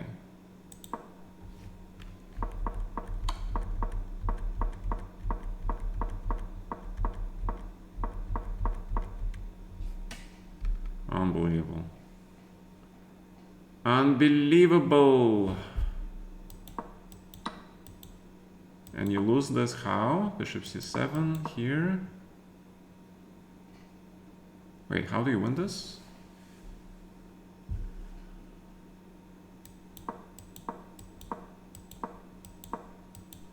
Ah, bishop f6, bishop c3, bishop a5, and then king goes to f4. That's how you win.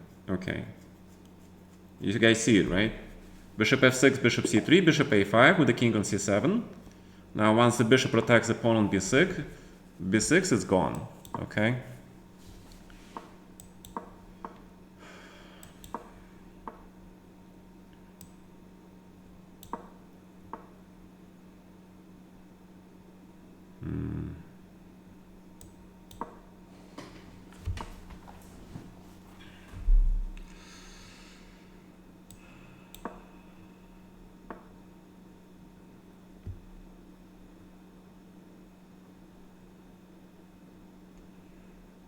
Just play d6.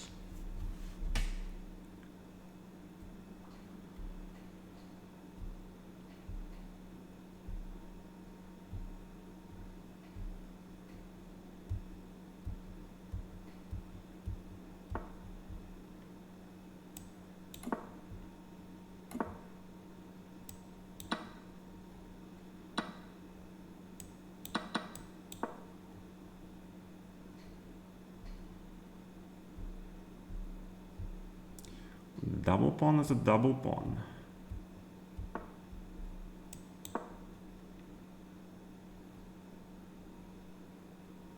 I'm pretty happy about this. F4 looks good. And B6 looks good.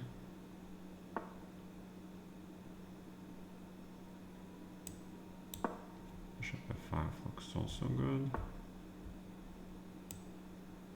And so does this.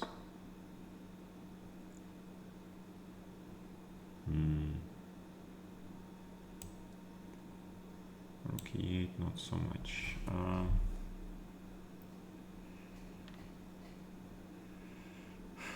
Okay, it's fine.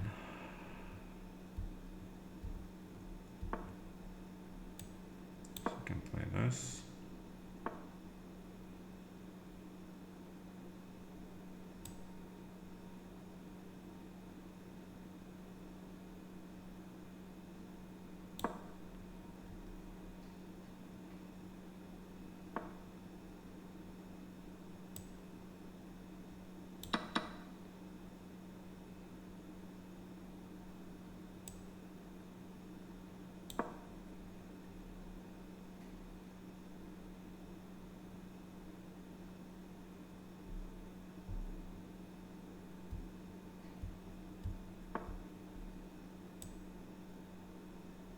Actually, knight takes very interesting, but I won't take with the rook, of course. I want take with the rook, of course. Rook G5. Oh. Oh fuck, I blundered. My god, how many times do I have to blunder? Shit.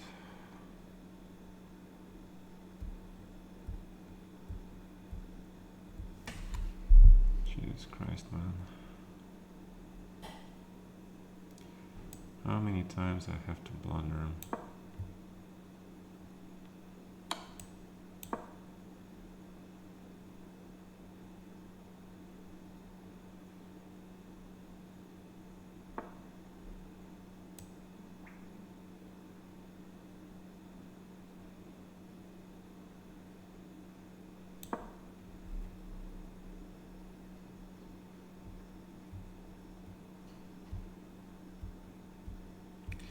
Probably still okay, but it's just was completely winning, but now it's not very clear.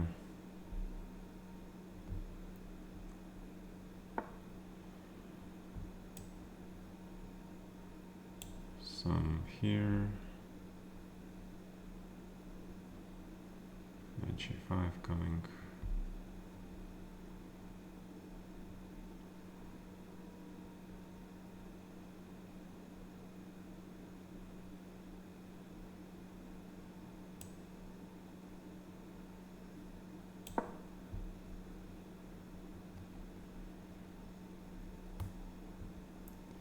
I need the bishop alive.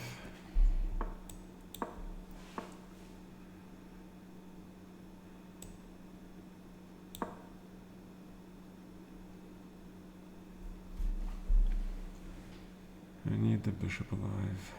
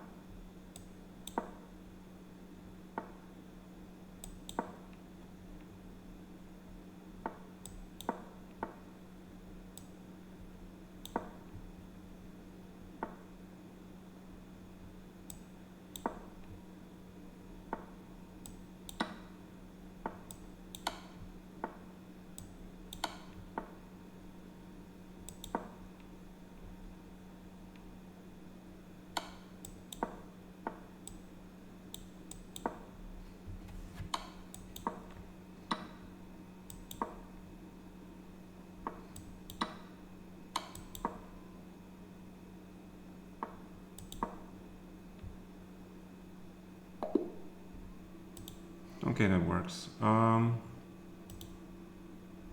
was very gazy. Okay, not a bad game. See, strong grandmasters, 85-88% accuracy is pretty normal. After 97, black is fine. See, black is better, okay? Oh my god, I missed this. Wow.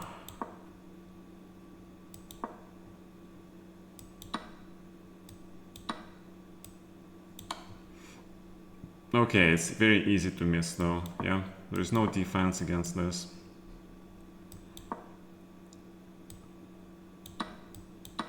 And you take with the rook. Okay. Obviously the computer sees these lines. Bishop f6.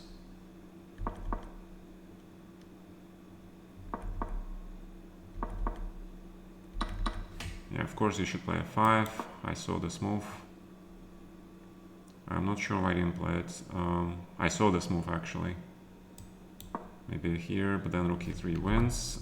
So knight d2, but then you just take here, yeah?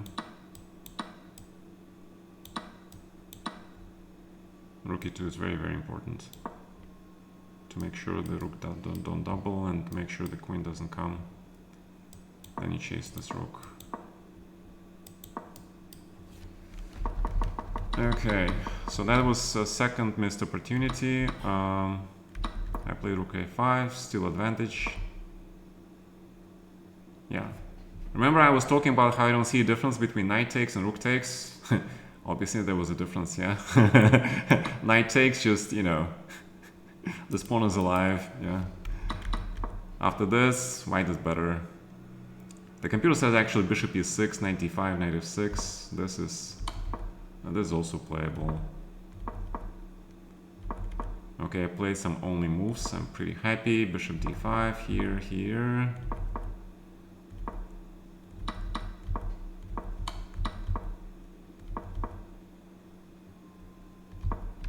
Okay, queen f7 is a draw, but bishop f7 looks logical. Yeah, I expected queen g4 to be honest. Because after this, obviously black has an advantage. He just blundered. But if he plays queen g4, obviously it's nothing. But okay, knight d5. Yeah, but I felt like this is okay. Black is fine. Yeah, queen f6, king somewhere, and king g8 looks very good. And this is weak, but he has a lot of weaknesses also. Okay. So if like bishop e5, then, you know, there's always something like this. Because bishop has to protect a lot of squares here. All right, not a bad game, not a bad game. How many rounds is that? That was round number 9. And Leon Beast is on fire. You said Naka played something I played. Naka lost to Dmitry. Let's see what happened. Naka is playing a6. He's pulling Carlsen. Okay, he's channeling Carlsen. But against Dmitry, this is kind of not a good idea. Because if you know Dmitry, and I'm playing Saranic, okay, because we lost in London, we're gonna play this.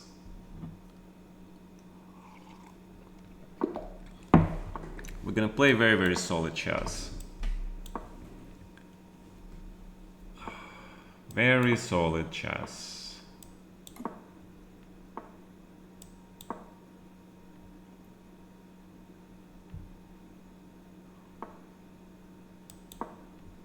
Okay, he doesn't want to play solid chess, I guess. Okay, h3 anyway.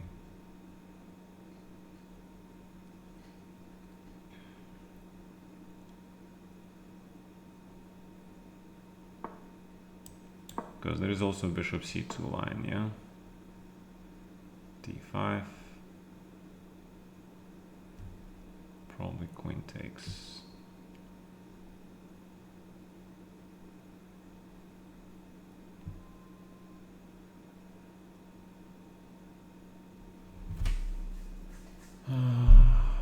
But if I play d4 here,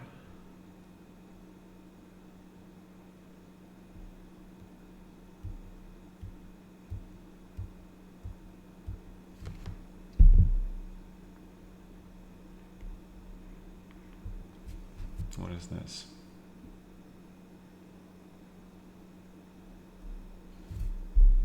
I'm just coming up with stuff on the way. The difference is in this line d4 and a4, the bishop is gonna hit this pawn. Compared to bishop on b3, the bishop is hitting this pawn already. So, question is it good enough?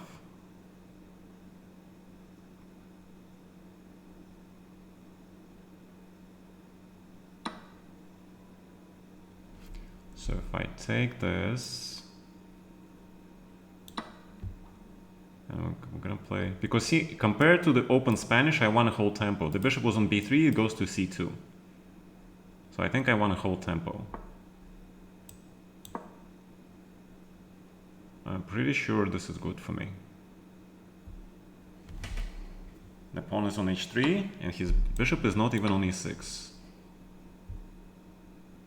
It's not even on e6. So I'm pretty confident this is good for me.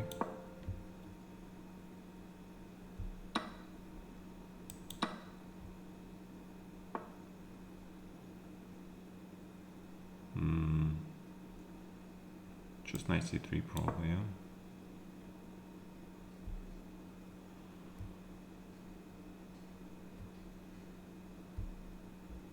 I don't have to play f3 if I don't want to.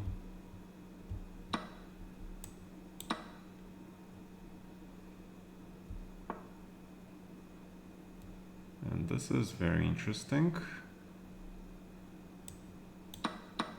But I think this is better for white.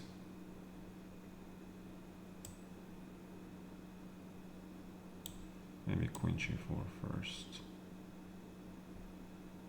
Or not. Rook c1 looks fine. Because rook goes here.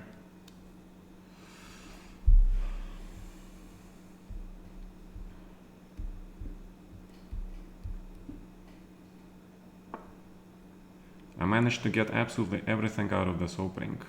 I'm so bloody happy. f4 looks pretty bloody good also, yeah. Some queen g5 and nonsense like that, so maybe queen g4. Queen g4 first.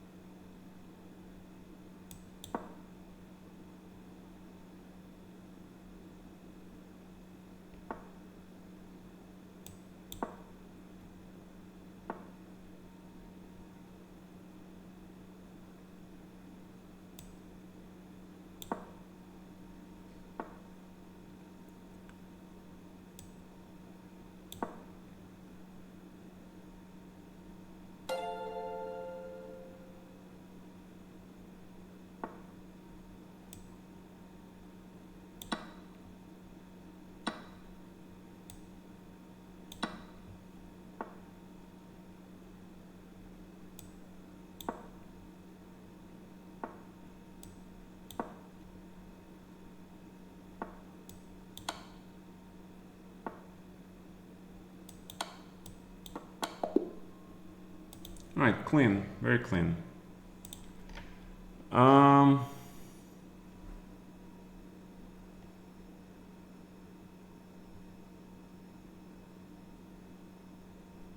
What? He would do this. He would do Gata would do this. This one. He would do this. He would do the following. He would literally go. He would click on players. He would go like title. So say he click on where's Buddy. He click on V Pranav. He click here. He click more, and he would click report. He click report. That's what he'd do. But anyway, let's get going. I'm losing all my time, and I literally don't care. 3. He would do this. He would do Gata would do this. He would which scene? Is this one? Okay. Okay, so you see, that's what you don't want to get in the open Spanish. This is a nightmare position. This is a nightmare position for open Spanish. Because you never got that c5 in. War. This rook get to c6. And this is the worst nightmare you can have in this line, okay? This is the worst nightmare in the open Spanish position. So, alright, but thanks to this nightmare, I am 8 out of 10, which is pretty reasonable result for me. And I'm actually sharing 4th through 14th place. Okay? Pretty reasonable, but Leon Beast is 10 out of 10. Holy moly. He killed Duda, he killed Magnus, he killed Fidesev. Whoa. And he kills everybody playing this. He kills everybody playing pretty much improved Hippo.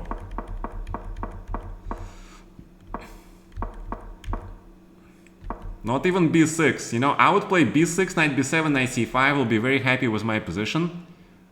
Oh, Leon Beast is white. He is much worse. Okay, but b5, Fidesev is crazy. Yeah, we know that he is crazy, but he plays b5. You know, normal people would play b6 and put the knight on c5 and be very happy with this position because black is not worse. This guy, he plays b5 and he goes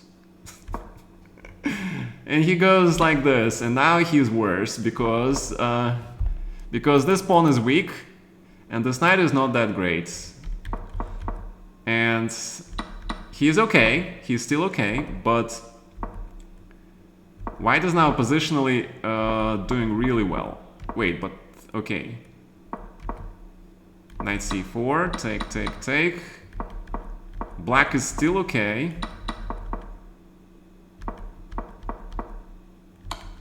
Black is actually very close to huge advantage. White is defending.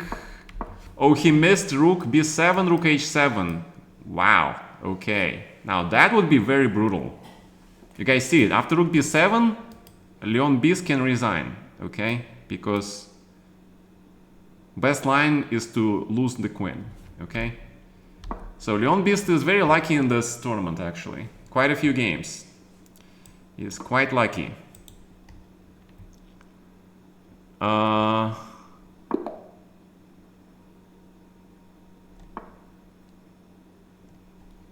Yes, of course I'm compared to the boa constrictor, man. You're not telling me something I don't know.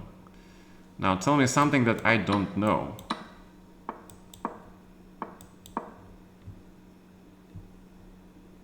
Okay, so we're entering this line.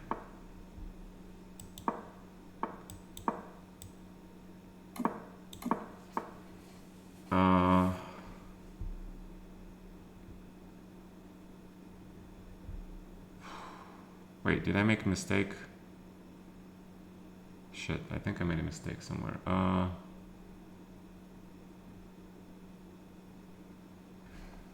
I don't play a5 here, I'm an idiot.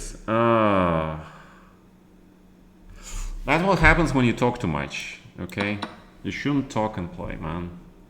For sure. You should not talk and play.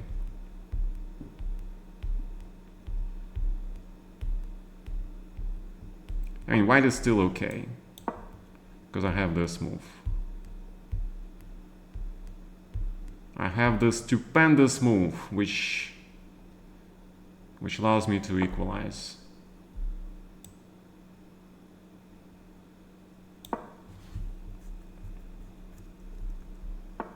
And knight a4. That's the whole point. I'm attacking his stuff. Actually, f4 maybe. c3. I don't know. Bishop c4 also works. Yeah. So now white is okay.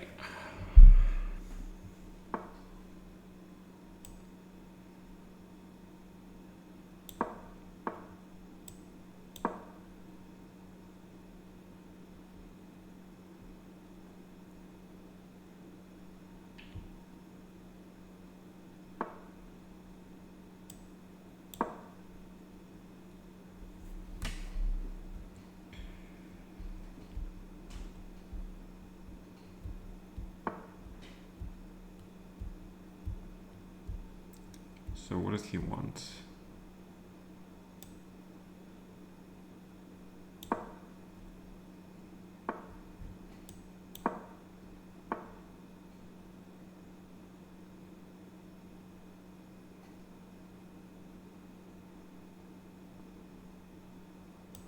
This looks pretty good. Bishop c7 looks pretty good. I don't know.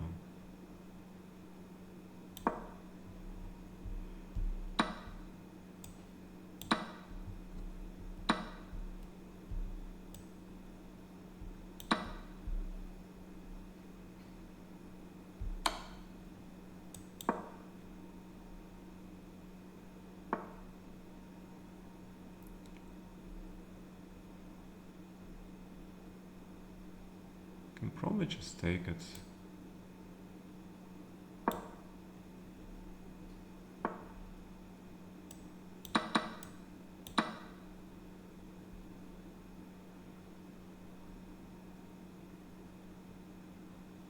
And white is having a large advantage because this pawn is alive.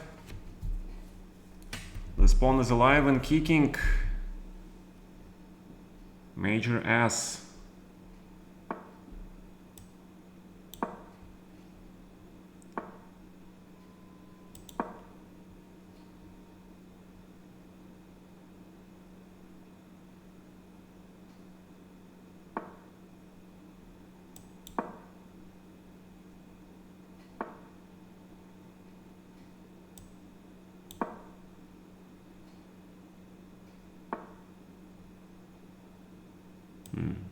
I don't want to give you this pawn.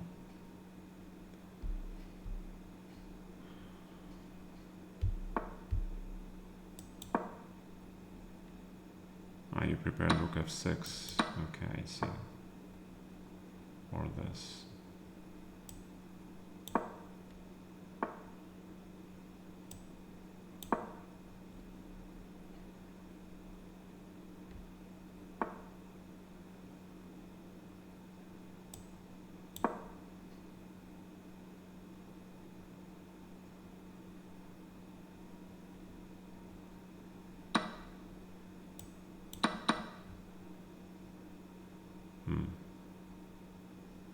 Interesting decision.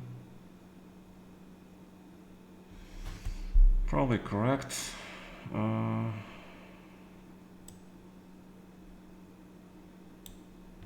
I don't have much time.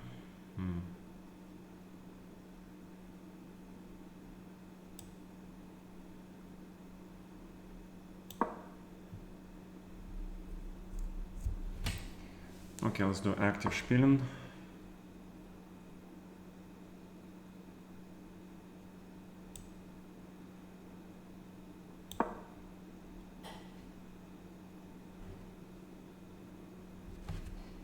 Well, he can always flag me, that's true. He can always try to flag me.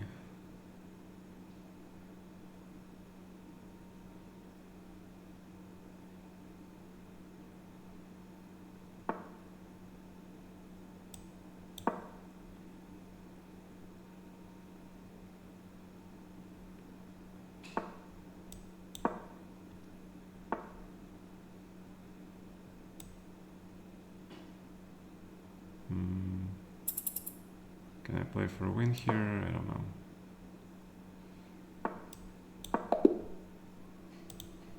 See, it's actually not winning anymore, yeah? This position was... actually has good drawing chances. Okay, so maybe it's not a large advantage as much as I thought, but in this position, also not a large advantage. Okay, so it was a correct game. It was a correct game then. It was a correct game. You know what I should have done? Probably I should have put this rook on g3 and then went for f5. It's still, you know, he's got a very, very strong bishop, so probably it's nothing. It's very hard to win this. g5, because he's got this bishop, very strong defense on the black squares, his king is safe. So, very hard to win this. Oh, I missed b4, oh my god. Now this is critical, because of this bishop hanging, this pawn is going to b5, okay? If this pawn gets to b5, white is just winning. It's two passers, okay? It's a completely different story. Two passers is just a win. And I missed it, yeah? My god. Alright, was this the last round finally? Yes, it was the last round, okay. Alright, not bad. 8.5 out of 11 is pretty good score. And Leon Beast actually lost the final game. His luck ran out, but still congratulations on the amazing score. And who beat him? The man was a3 and a6 in this tournament, pulling Magnus Carlsen, channeling Magnus Carlsen. I actually ended up same number of points as Magnus Carlsen because he lost to Daniel Darha. Ooh. I'm pretty sure he doesn't know who Daniel Darhe is, but we know because we played this guy at the Cup Dag. Wait, Magnus is playing my line. It was a3, bishop a2. Come on, man. Come on.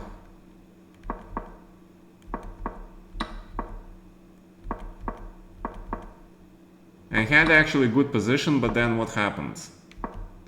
He didn't take on c6, he didn't play knight d4, and he got punished for it, yes?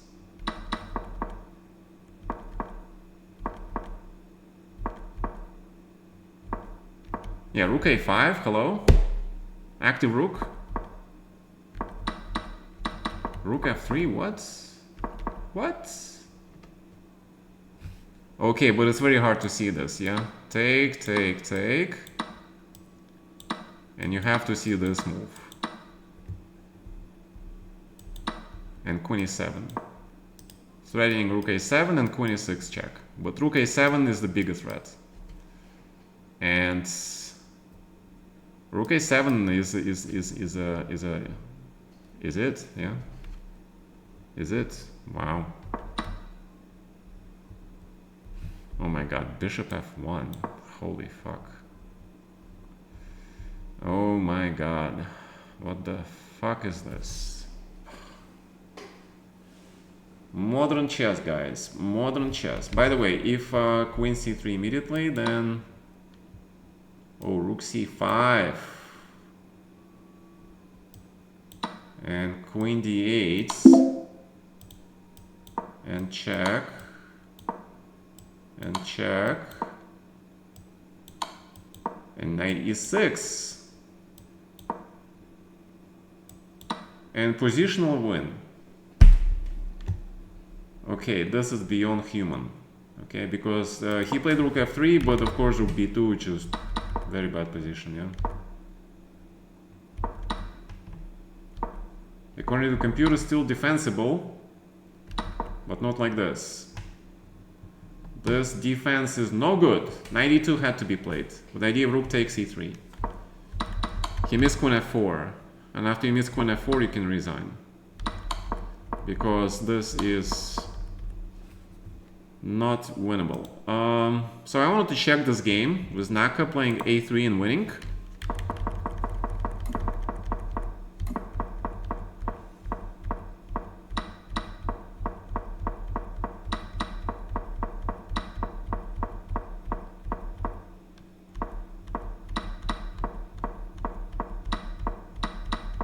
Yeah, but okay, with Naka, you know, it's kind of funny. I think it's okay, it's fair. I think that what he says is pretty fair because I do make fun of him playing king and rook versus king and rook, right? And playing for a win and winning on time. So I guess, okay, yeah. We both pick, you know, on obvious traits of each other, yeah? So, that was the last round. You won the tournament. Yes, Mr. Leon Beast. You're laughing in a very Spanish way. That's true. Just in case you kids listening to the stream, this stream is actually saying this is not for kids. This is adult-oriented stream. So kids have no place in adult-oriented stream in the first place. Okay. Right. So okay, so Naka makes fun of me reporting people. I make fun of him playing king and rook versus king and rook because he cannot win otherwise, obviously. But of course, this game shows that he can't win with a3 playing first move, which is fine. But okay, I wanted to give you guys a recap of my yesterday's tournament. Okay, it's only fair enough. I think we did okay. Yeah, 8.5 is the share of 8 through 12 was Magnus Carlsen. Very august company, you know, I'm very happy. Naka and Darha actually second and third, but Leon Beast was the beast. I kind of like to think that I gave him a small boost by blundering in that position, which was equal. But a Frenchman to a Frenchman, mon ami, good job. Okay. All right, so let's go to my playing games, okay? It starts with... It starts with this one, I think. Yeah, 10-2. All right, so this is the first round win versus Luca Maroni, another talented youngster. So I play London system, of course. What else you want me to play? And we play this main line, bishop d3, and a5. Yeah, for some reason this is like a vogue line to play. But okay, I play logical move, b6, and okay, knight e5. Oh wait, rook e1. Yeah, I couldn't understand why he doesn't play queen c7 here. And he allows me to play knight e5. And f4. Yes, and you see kids, h5 is the correct way. You have to lock this pawn chain immediately. But if you play h5, it's very hard to get rid of this guy because you don't have f6, this pawn hanging. So it has pluses and minuses, but he played this move. Very bad, because after g4, this pawn is coming here. Knight is not getting this square. But most importantly, this pawn is coming here. And it makes this knight super safe, okay? And after g5, advantage white, eternal knight, you don't have f6, because pawn takes. So the only way to get rid of him is to play this. Okay, but it's an ugly extra pawn, but it's still extra pawn, okay? Besides, we're getting rid of this guy, and if you play f5, the knight is coming right back to e5. So in the game he played this, and I took an e4, correct. But here I played incorrectly, okay? I played this, I played for the control square. But you have to take this thing. Because the idea is that this pawn is weak. And you can play queen c2, rook d1, knight c4. Black has no counterplay because this knight is so strong. Like if h6, this pawn is hanging, queen e7. Threat is this, take, rook d7, and rook f7, okay? Tactics, but okay. So knight on e5 is super strong.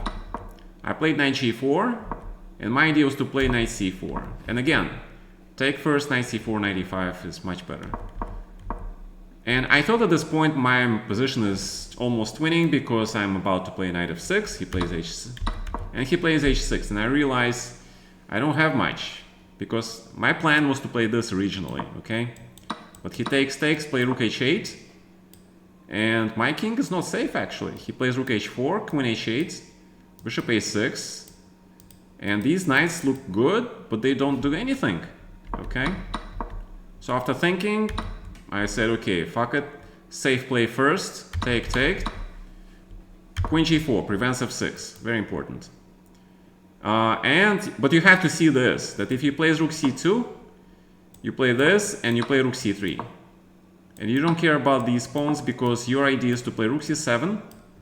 And you see it's +3, okay? Because all you have to do is start an attack, because this knight has no counter. This guy is absolutely horrible. He cannot defend his king. So through getting here, you win, okay? Thank God I saw this idea, that's why I went for this. So he plays king g7 and then rook c1, but I stopped f6 and I'm very happy. So he plays this, he takes and offers me a draw here. However, I saw queen g5, and it is a big problem for black, because you cannot play f6, but if you take on g5, which he did, otherwise it's, you know, knight g4, right? And this endgame is very dangerous for black, very dangerous. Not only because this knight is super strong, also because these pawns are weak, and potentially this pawn may be lost, yeah? Yeah, so I was thinking about there was some line here like b5, and if knight c6, like bishop b7 and bishop d5. I was worried about this because I thought it was equal, right? But yeah, if he plays like this, then you can just go for this. f6, take, king g3, bishop b7, because you have this king g4, king h5, okay?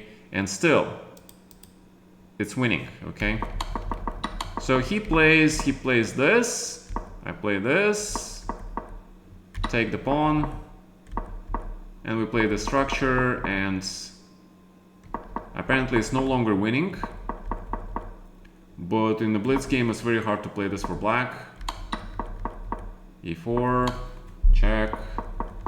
So I was pushing my stuff around, and until this point, he just blundered d5, okay? For some reason, if he plays bishop b3, okay, actually at this point he's already worse. Because king comes to b4 and attacks this pawn, and his king cannot cross this formation, right? So this is already actually terrible. But after d5 is game over because king is here. King c5 and game over. Because extra pawn, king active, terrible pawns, and resigns. Okay, that was first round game. I would say not bad. Then I play second round game, and this is absolutely crazy. So I prepared Khan for this event, but I didn't spend much time on these lines, okay? So he plays this, and now he plays bishop g5. I haven't seen this move much, to be honest. Not much. Queen h5. Pretty sure he prepared this. Castles. I don't want to castle, yeah? Because you're gonna castle right into the attack.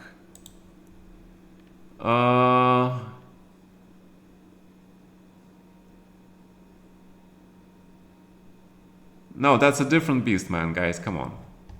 It's a different beast. So queen c7. He plays king b1. Because in some lines, you know, there is check, bishop f2, bishop e3 check, etc., etc. So king b1, b5. But you see, I'm already down to 7 minutes. And I play here knight g6. Oh, I should have played b5 immediately, of course. Because knight g6 actually helps him. But I still played b5 and I felt really brave about it. And the guy plays knight d5. Because I have 4 minutes left. I realized knight g6 was not the best move. So I spent 3 minutes to play b5. That's too much time. So he plays knight d5, and you know, now we play 4 sequence. Queen b8, f4. D6 is obviously a great move, probably most correct move in this position because you don't weaken your king. I just wanted to solve this problem radically. I played f5 and queen g2 and castles. Okay, so I have two minor pieces and a pawn for the rook. Absolutely winning position. It's just completely winning position. Yeah. Now look how I managed to misplay this. Bishop d3. He has to trade the queens because if queen d3, it's bishop e4 with the tempo. So he plays queen d2. And I do not see bishop f2 winning the exchange. I trade, play bishop g4. He plays rook f1. Bishop here, take, knight c6, take on h4. Again, winning position, yeah? Rook d5, and bishop f3 now wins immediately. Rook d3, bishop e2, rook d2, bishop f4. I do not see this. I play this. Bishop a7, b4, and again, bishop f3. You know, you can just give these two pieces for the rook because, you know, you have the h-pawn, active bishop, pretty much winning position. I play this, which is okay. And he activates his knights. And in this position, just play bishop b8, trade this bishop for the knight, and then again, push the pawn, you win the game. I play this, check, knight e8, and I see he wants to give me check and check, okay? So I see king h5, I see h5, I see knight g2. All these three moves pretty much win. Guess what I played? I played fourth move. Oh my god.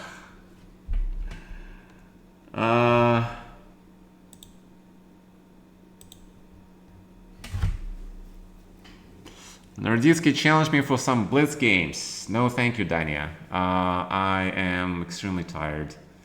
Perhaps another time. So, you guys see this? I see the three moves that win.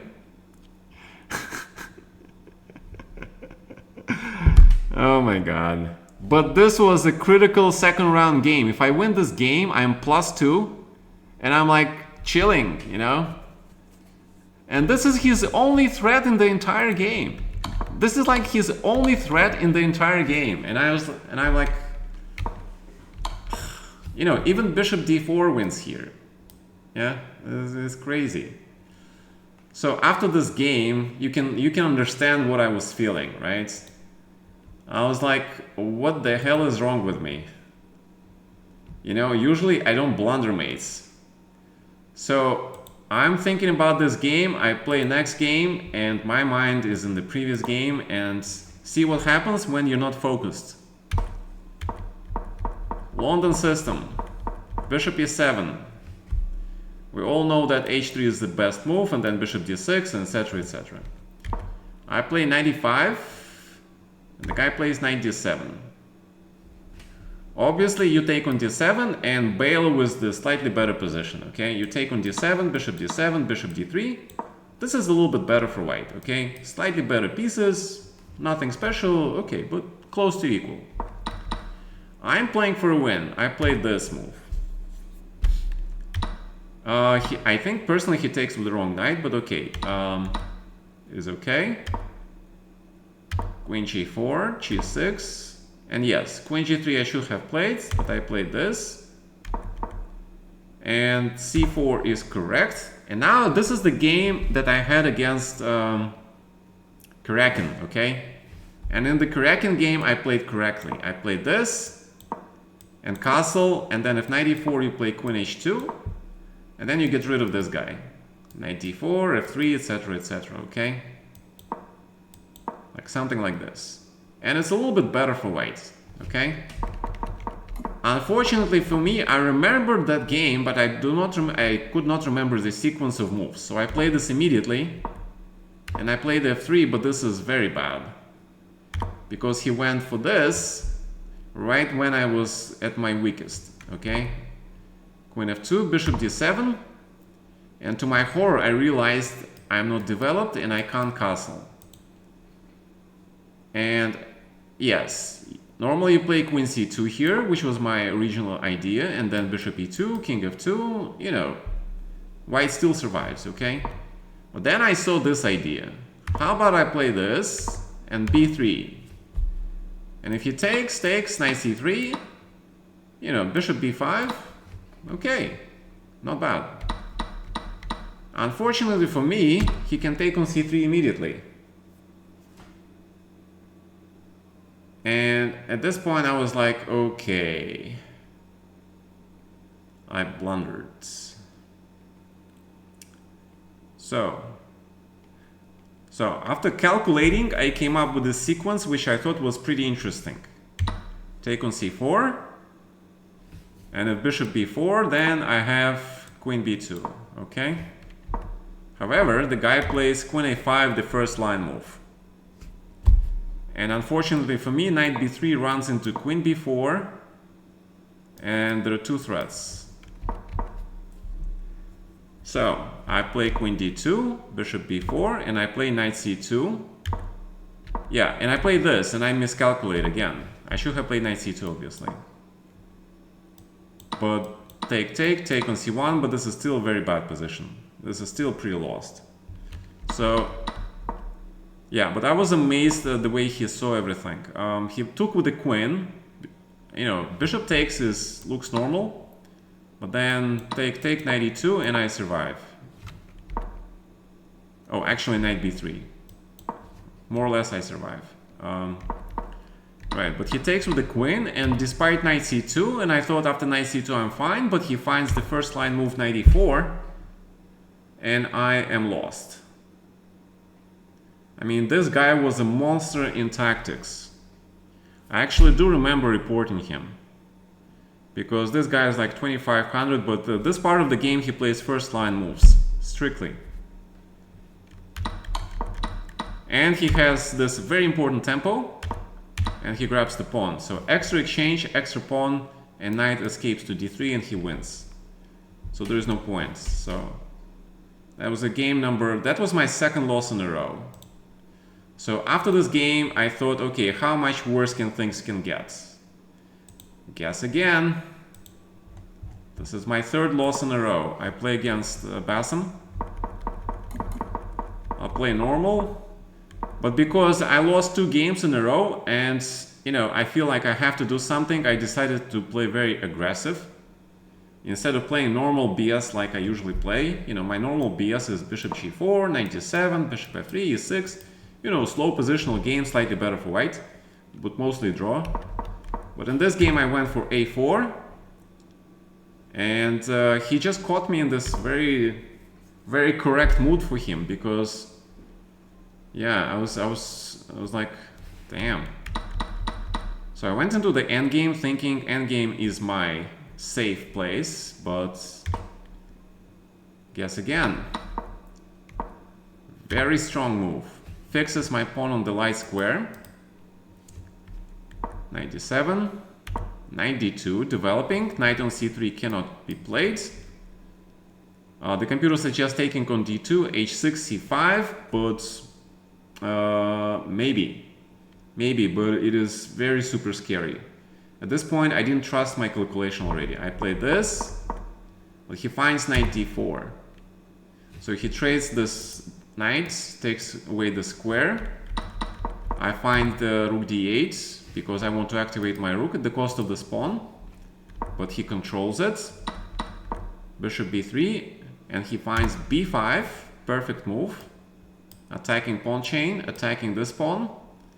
I play e5, I find the only move that keeps me alive.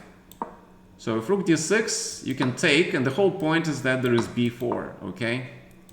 And suddenly this bishop takes away absolutely everything, and it is black that wins, okay? But if he plays rook b4, then my rook is active. And suddenly black is better. Okay, almost better, okay? But the guy finds an amazing bc6. And here is a very strong calculation exercise, yeah? If you take on c6, rook d6 is lost. So you have to find this line. Take knight here,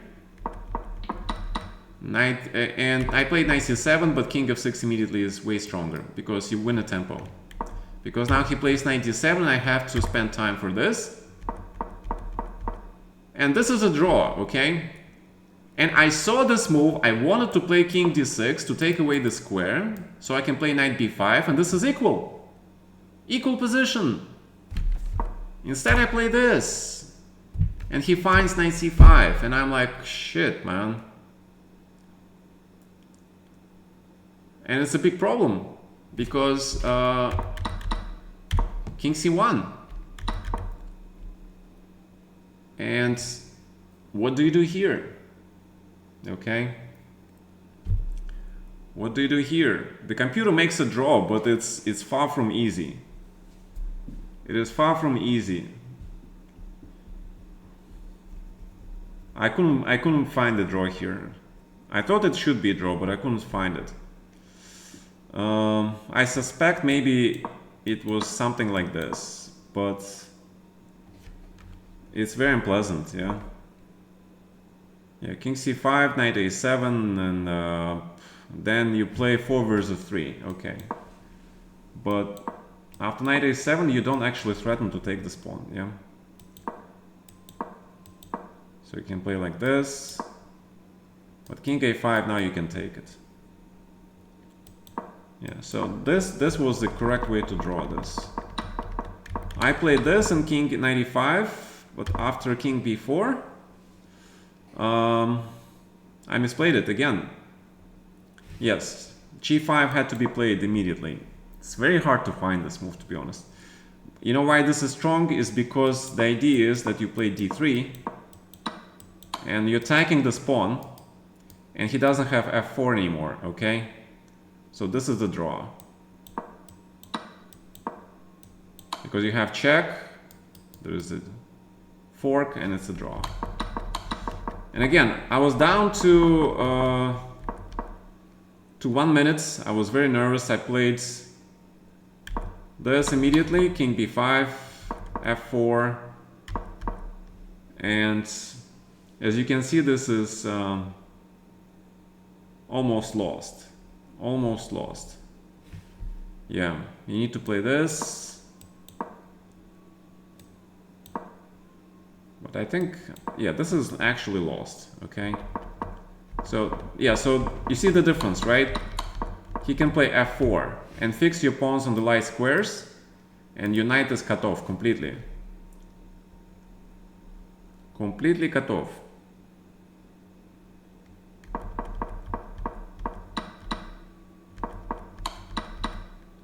And I'm late by 1 tempo. By 1 tempo. So this was my 3rd loss in a row, okay?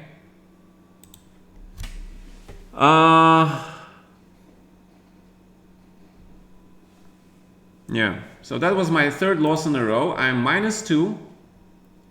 I'm -2 after 1, 2, 3, 4 rounds. There are only 5 rounds left. What do? You just go back there and pray. So I played e4, this guy plays Scandinavian. And I was like, yes, I just prepared Scandinavian for black, so I know something about it. So there's this line with bishop d2, okay? It's very tricky. Against Scandinavian, this is very interesting line. Yes, and now you should play actually f3, but I forgot, yeah, I couldn't remember it. f3, bishop c4, knight e2.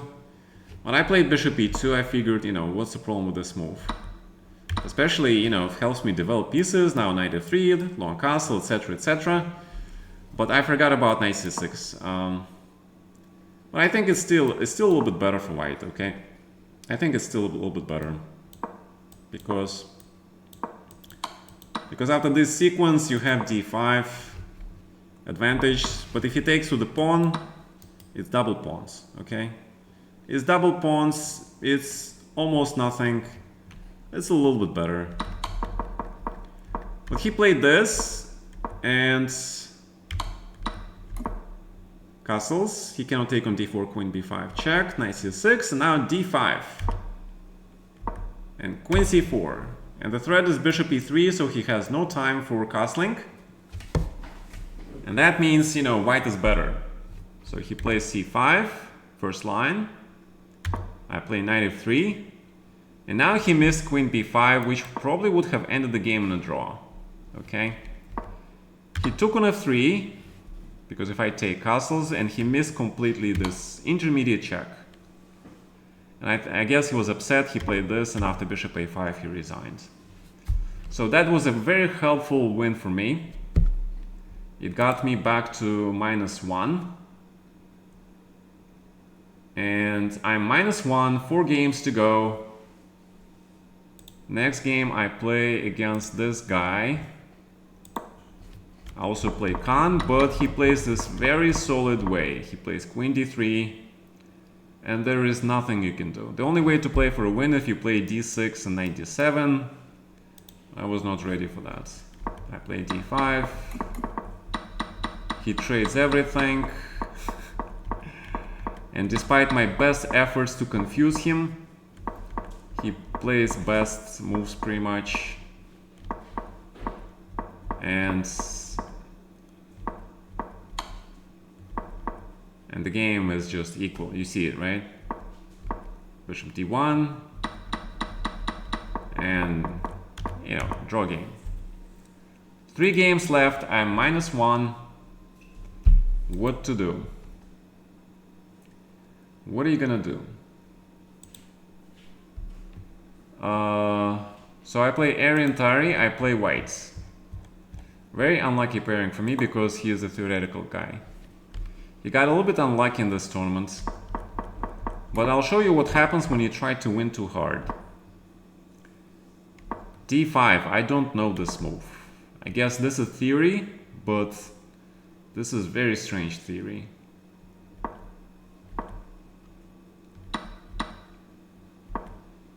Oh, for queen trades? Nope. d4, castles. So, I have extra pawn, but he has very strong bishop pair. a5 is very strong because you want to make this weak pawn into a strong pawn, controlling this.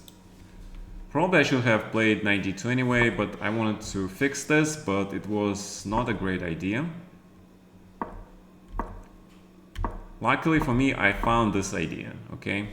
So I forced the trades, and now white cannot be worse, okay? So I figure I have extra pawn, I cannot be worse, but the point is I'm not better. Yeah, and here I should have played c5 to make sure this bishop gets this perfect square. See, normally it's not a good idea to put the pawns on the color of your bishop, but in this particular instance, your bishop on d4 is a magician. He protects all the pawns and he helps create potential f4, f5 threat, okay?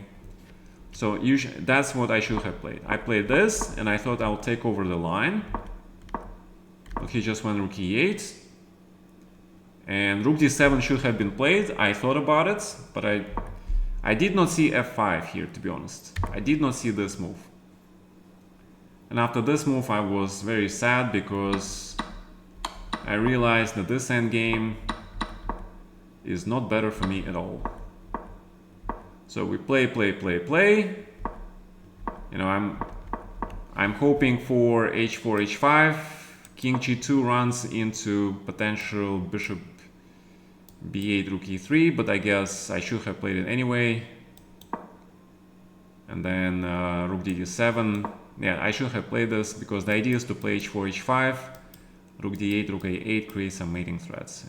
And white is still a little bit better, okay? Instead I played this and I didn't see rook a4 at all. I blundered this. Thank God this was a draw. And guess what? I almost managed to lose this game. you know, I'm playing for a win. Naturally play rook a7, rook h7. Yeah, I don't see that. I play this because this square is taken by the bishop. Makes absolutely no sense. So rook d8 draw, f4, and king f3. And I'm thinking maybe I should play for a win. However, rook g4. I understand that bishop e5, rook g3, h4, h3 is coming. I think I find a very clever move. Rook e6. But then he finds this. And I do not understand. I don't see his idea. I play this, but after check and bishop c3, look at the evaluation. And I cannot believe my eyes, but black is much better. So I was very upset here, and black is winning. Okay, he could have won the game, I think, just taking pretty much playing bishop e5 and yeah. So what happened is that he has two extra pawns. I still don't understand how I managed to save this game. Okay, I'll tell you how, because I have this and this. And the knowledge of how you defend the rook versus rook and bishop is very important, because it actually allowed me to save a lot of half points.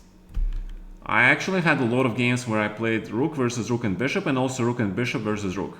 There are quite a few games in my practice. So, okay, so see what I'm doing, okay? I'm putting always rook behind this king. The rook always goes behind, check. Rook a5. I do not allow this king to get further because of the spin. King g4, rook f5. My king is safe. So we're moving. I'm putting my rook again into the same position. See? Now the rook is spinning this bishop on this flank. Rook f3 again. And the king escapes. And guess what? Check, king c4. Another pin. And rook c4 again. And king escapes again. And again pin. It doesn't matter. Draw. Okay? Alright, so this is how you defend rook and king versus rook and bishop. Okay? This is how you make a draw. This is the simplest way.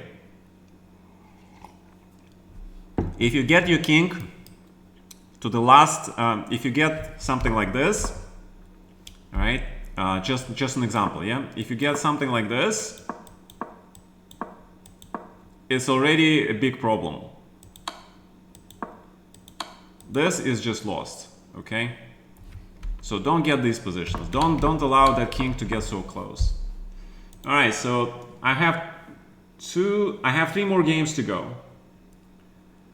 No, 2 more games. I'm -1 and I have to win 2 games. So I got very lucky, because 50% does not qualify you in this tournament. It used to qualify you to the Division 3, but not anymore. I barely qualified with +1 actually. So guess what? It's a Dutch defense. Play for a win with black. d5, knight c6, bishop g4. And the whole point is, if you play e5, he plays h3, okay? You take with the queen, and he has pair of bishops, and white is better. So, queen d7. If he castles, this bishop will be unstoppable.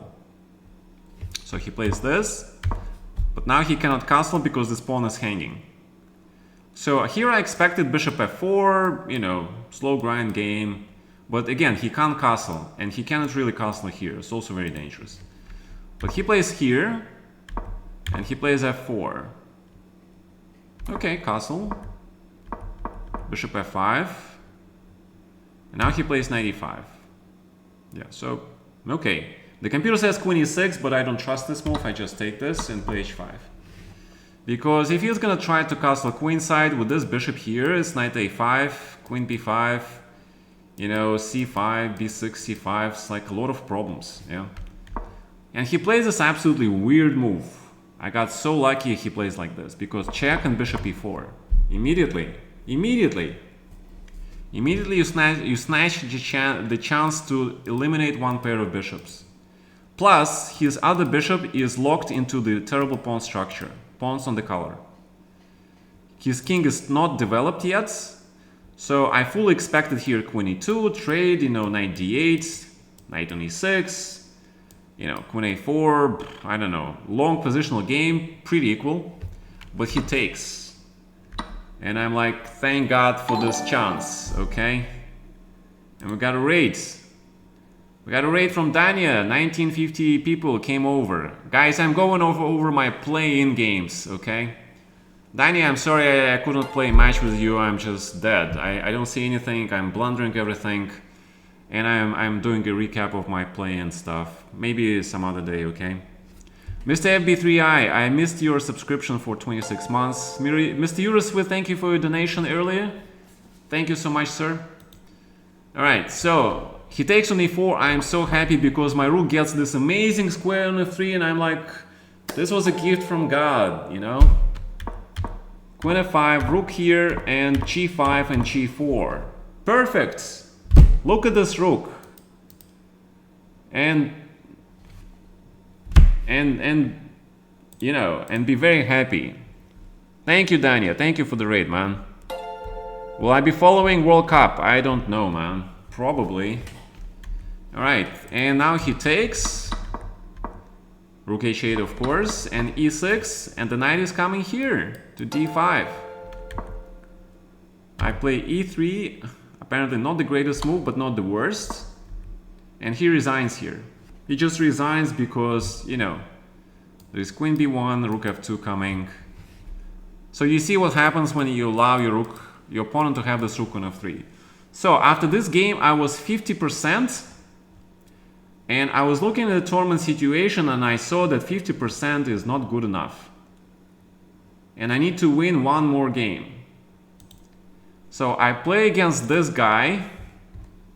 And I know this guy because this guy actually beat me in a classical game in Kazan. He's a theoretical player. He's also from Siberia. So I remember that, okay? So, okay. I also lost to him in the London system. So let's see what happens. He plays this and he takes. He didn't go to the main line which he played against me in that tournament. He plays this safe line, okay? Queen b3, queen d7, knight f3, a6. So we play this natural stuff, and he plays knight e4, castle, rook e1, bishop f1. Okay, equal position. But now weird things happen. He plays this move, which was played by Nepo versus Ding. You should not really play this until it's absolutely necessary, because now you have the bishop with the pawns on the color of your bishop, potential targets. Second of all, this is terrible Carlsbad because after a5, if this guy ever arrives on c5, hitting these guys is a dark square, bishop cannot touch this guy, and then you play b4, white is practically winning. Okay, it is a far road to that position yet, but this is how Ding actually beat Nepo. Okay, in the World Chess Championship match, pretty much. And he plays b6. He just goes like immediately challenging me. And I'm like, great, b4. So, knight b3 is an obvious threat, fixing this pawn here. He plays a5. And guess what? Knight b3. If he plays a4, knight c5, this pawn is lost. He takes, take. There is no luft. Take. b5. Prevent knight c6. King h7 and knight c5. Knight has no moves. Knight b7, rook b8. So at this point, I'm like, great, I got a winning possession in a must-win situation last round playing London system. My God. Isn't it excellent? It is excellent, right? So queen c7. I play this a little bit of a chicken move, but I knew he's gonna play something like this. And then guess what? The rooks are coming. The rooks are coming with a terrible force. And now b6 is winning, but I wanted to be absolutely sure. I play this. And knight d7. The threat is knight f6 check. So he has to give up this only piece that is of any danger, potential danger to me. So I'm exchanging my beautiful knight for his only active bishop. But now there is threat of rook a8, threat of rook a7. This pawn is hanging and this pawn is about to queen. The rooks in this situation, they're massively... Yeah, he plays this, but okay, rook a7, take, take, and this is winning. And of course I made a lot of adventures here. b6, check. Yeah, rook b5 just wins immediately, of course, but okay, rook e5 was played because he is down to 2 seconds, and I was hoping he is not gonna find knight g5. I was very lucky because, you know, it went from plus 2.8 to 1.6. One move, one bad move, and you see what happens. Instead, must play this, and rook a7, and this is an obvious win. Because you kick the queen out of this diagonal, okay? Huge. Queen c6, rook c7. This is a critical move. You don't allow this check queen c1 nonsense. And I played rook e5. It was a safe not move. But if he plays knight g5, I was very upset here. Yeah, I saw rook b5, but then knight f3 check. And e3, and you see this, it is nothing. I mean, I would still play this forever, okay? Once I saw in the World Chess Championship Blitz tournaments, people play this endgame, okay? I actually saw this endgame being played in the Blitz Championship, and I think it was Vasily Ivanchuk who played white, and he actually won this game. But in reality, this is a draw, yeah? So you have to play, so rook f3 actually wins. I think this is important. This is a win because the queen is so passive. All you have to do is pick the right moment to sacrifice your bishop and push the pawn. The only question when you're gonna do that, yeah? So he cannot play this, he cannot play queen d7, he has to stand. King h2, he stands. But if he stands, yeah, and bishop e4. b7, and that's it. That's it. Because you get away, okay? You got away, and you win. Alright, so the guy played this move and he blunders rook e4 and then he can resign because rook is untouchable, pawn is untouchable thanks to the spin. He played a couple more moves, but you know, it's absolutely obvious that I'm winning, okay? So I won this game and 72 people qualify.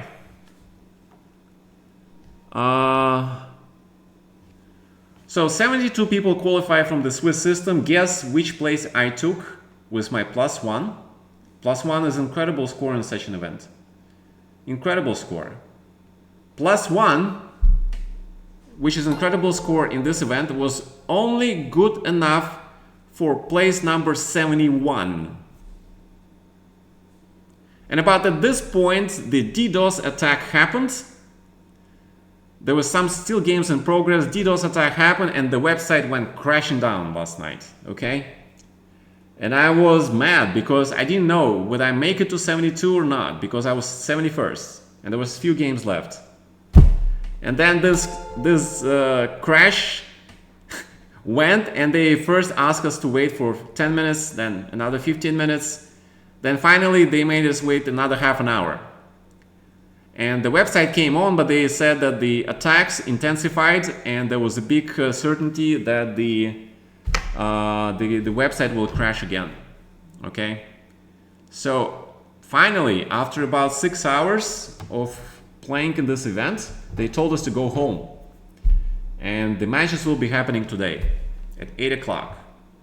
So what happened today was I played in my first TT. Let me show you my first TT and the wonders that I made in my first TT. This position, I'm playing for a win. I think I'm being very smart. I play 92. I'm threatening knight f4, knight g3 check. I blunder this. And I was like, oh my god. Oh my god. Okay? I mean, this is not even funny. I mean, this is a draw, okay? Just check, check, check, check, check, check, okay? Just draw. I play for a win. Okay. Okay, maybe rook d2 and knight d2, yeah? And the idea is that if you take here, then king d4 and king d3. And it's kind of scary for white, yeah? Because king, mate, some whatever. It does look scary actually, but it's still equal. Okay, but I blunder mate in 1. This was my first TT. So the first TT starts at 5 o'clock. It goes until 7 something. By the time I finished, I had 45 minutes left for the match.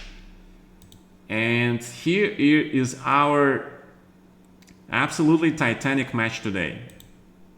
This is my match versus Bacrot today. First game. So I played Sicilian Khan. Nope. Because he had 1 day to prepare, I was afraid to play Khan, and I decided to play this. And look, I look at his games in this opening. He didn't play anything principal in the last year or so. But against me, he plays this line, and I vaguely recollect that bishop f5 is the move. But the guy plays knight g5, and I'm like, I don't know anything about this move. I know absolutely nothing about this move. Like, how do I play here? Crazy. So I play 97 because it makes sense just to develop, right? Okay, so g4, bishop g6, f4, knight b6. I saw that. Bishop b3, bishop e7. Right. So that's what I was thinking. And then h4. Take. Take. Oh, I don't have this because of bishop a3. Ooh. Actually, wait. I have... No, I don't have that. So you have to play this and then queen f3. And... pretty much... black is worse. Yeah, you have to find this only move. I saw only this far. I thought my bishop gets out and I'm very happy, but he plays this. Oh, and I didn't know about this line. Okay. Oh, so I was supposed to play this move. And if queen b7. Oh, this is pretty. You guys see the idea, right? Knight b6 and the bishop b3, then bishop c8. Oh, this is so pretty. Queen c6 loses to bishop h2 and queen. Damn. And he's forced to take on f7. Oh, this is also pretty. Take on f7. And bishop e6, advantage black, obviously. Oh, I didn't know that. Now I know. Now I know. Okay, so I play this and I played rook e8. Wait, bishop d3 black is better? What? How is black better?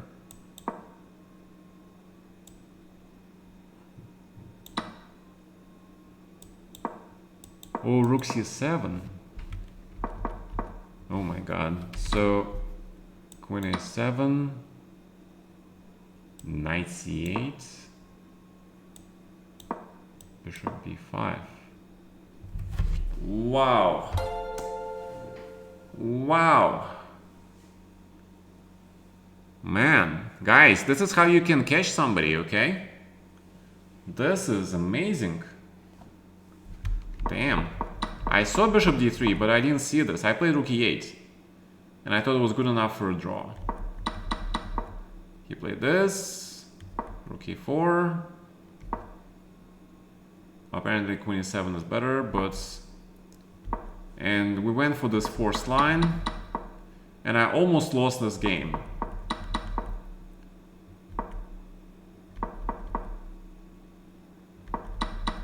King f2. Yeah, now I played 98, which is okay. But now I played this. Absolutely terrible. Absolutely terrible.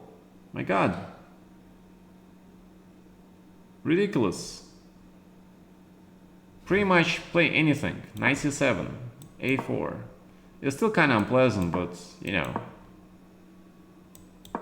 Then now at least you can attack the bishop. It is still kind of meh. Oh, you have rook c2. Okay, draw for sure. Yeah, but I played f5 and I forgot about bishop c2. Now it's a huge problem because how do you protect the pawn? f4, rook g6 check. You cannot go here. Discovery. But now you're pawn down. Okay. Check, check, and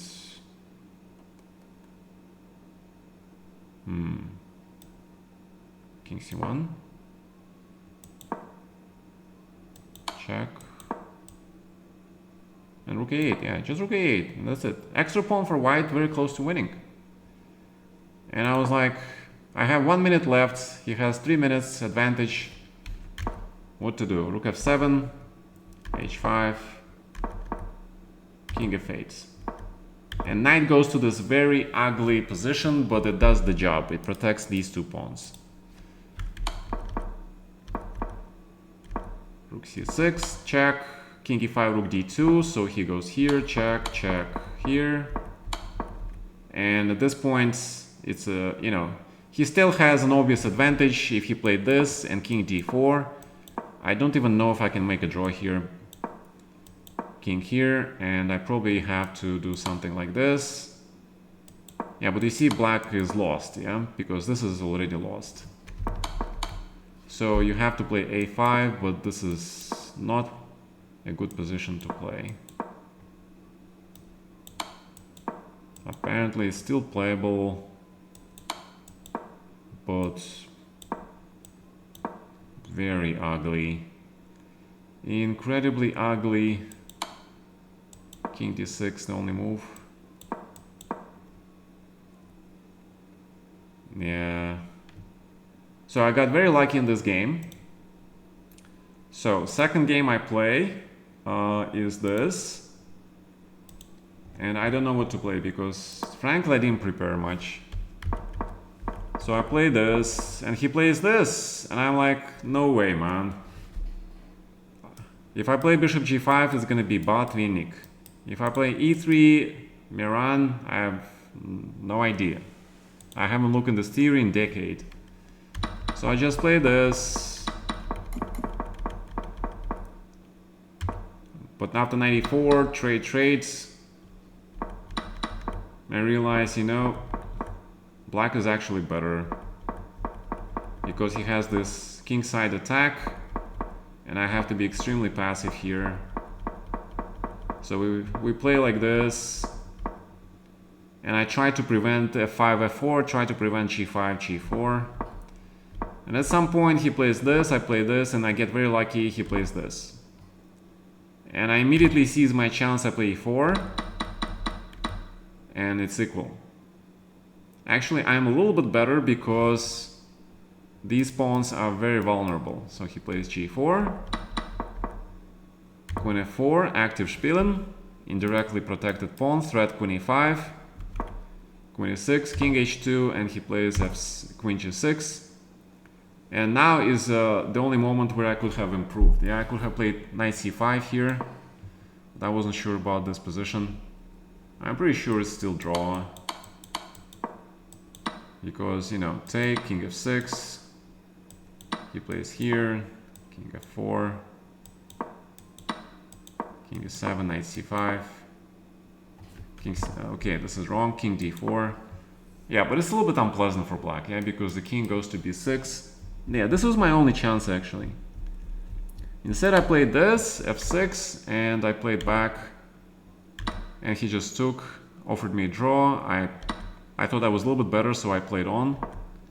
96, 96, c5, boot queen h7, perfect move. Knight b3, and just draw. And that was the second game. So,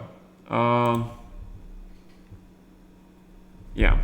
So that was the second game. And now we play Armageddon, guys. Now we play Armageddon, and the rules is that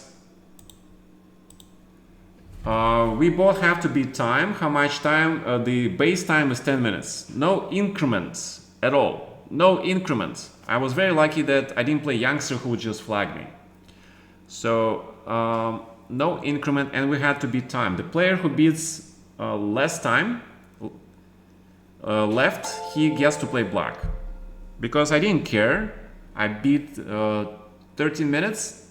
No, 10 minutes, so I beat 9 minutes, and he beat 7 and 25 minutes. So he wins black. So he makes a draw with black, he qualifies. So I have to win with white. If I have to win with white, and I know this guy is very theoretical, if I play e4, he plays e5, some crazy line draw. If I play d4, he's prepared for my London. I play c4, he plays e6, d5, again Slav. What do you play? The only answer is you play f4 and you play Dutch reversed. Okay? That is the answer. This, ladies and gentlemen, is the answer. How do you avoid theory completely and still playing something that you know? Because I played Dutch with white. I played Dutch with black, okay? I played Dutch with black, and also the Dutch has some history for both of us, okay? Still, unclear. He plays g6, castle d3, b6.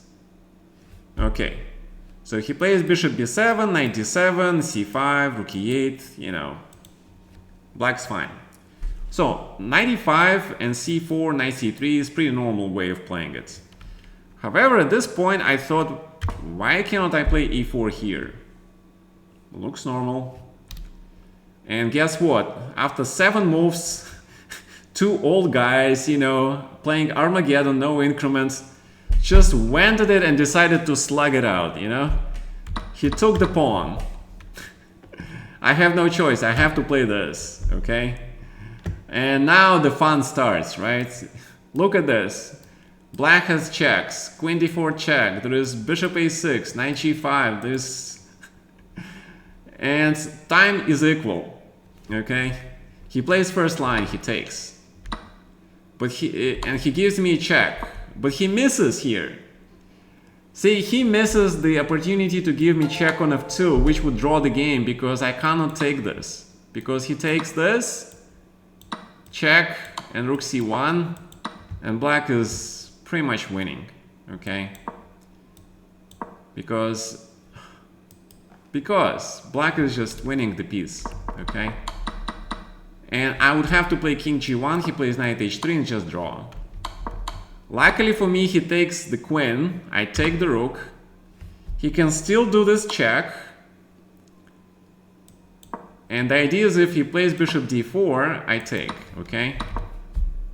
And he has to find the absolutely own sequence. There is only one sequence for black to play this. It starts with bishop a6. If I take, check, take on c1, black is better. I have to play this. He plays bishop d4, king g2, and bishop c8, guys. Bishop c8 back. Oh my god. And the threat is bishop h3, bishop g4, perpetual. Okay? There is no defense. Because I play like this, he grabs the rook. The only defense if I play this, but then c6 and it's knight d3. Okay, my bishop is stuck here. I think black is just better. So, we're both very confused. He plays this move and I'm like, thank God. Because after king g2, this knight is stuck here. And I have extra exchange and this bishop, you cannot win this. You cannot win this bishop. Because, and at the same time to protect this guy, it's just impossible. So he plays h6, tries to get this knight away, but by the time he plays g4, I am fully developed. This bishop is still under no threat. Of course, a4, a5 wins immediately. I played bishop d4. I played to trade this important piece. He plays f6, a4, bishop f5. Of course, he should play rook d2. I want to get my bishop out. I play this. And I go for the sequence.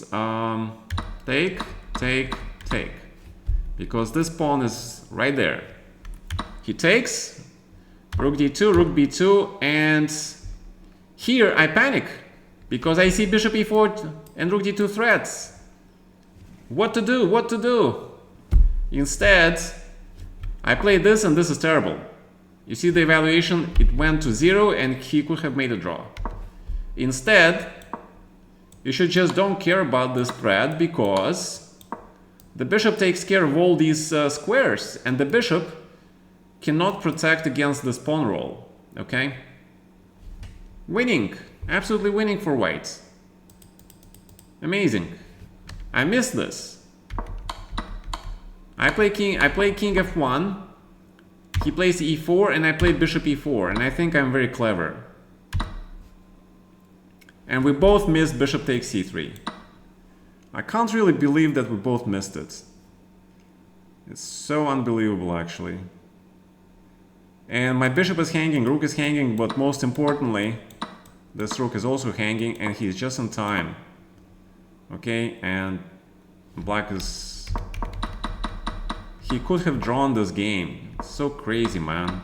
Instead, he took the bishop. And after this, white is winning. Absolutely crazy game. He has to play bishop d4, otherwise he has to give up an exchange. But take rook h4 and a6, and I take the bishop and this pawn. And I finally win this game. And he resigns.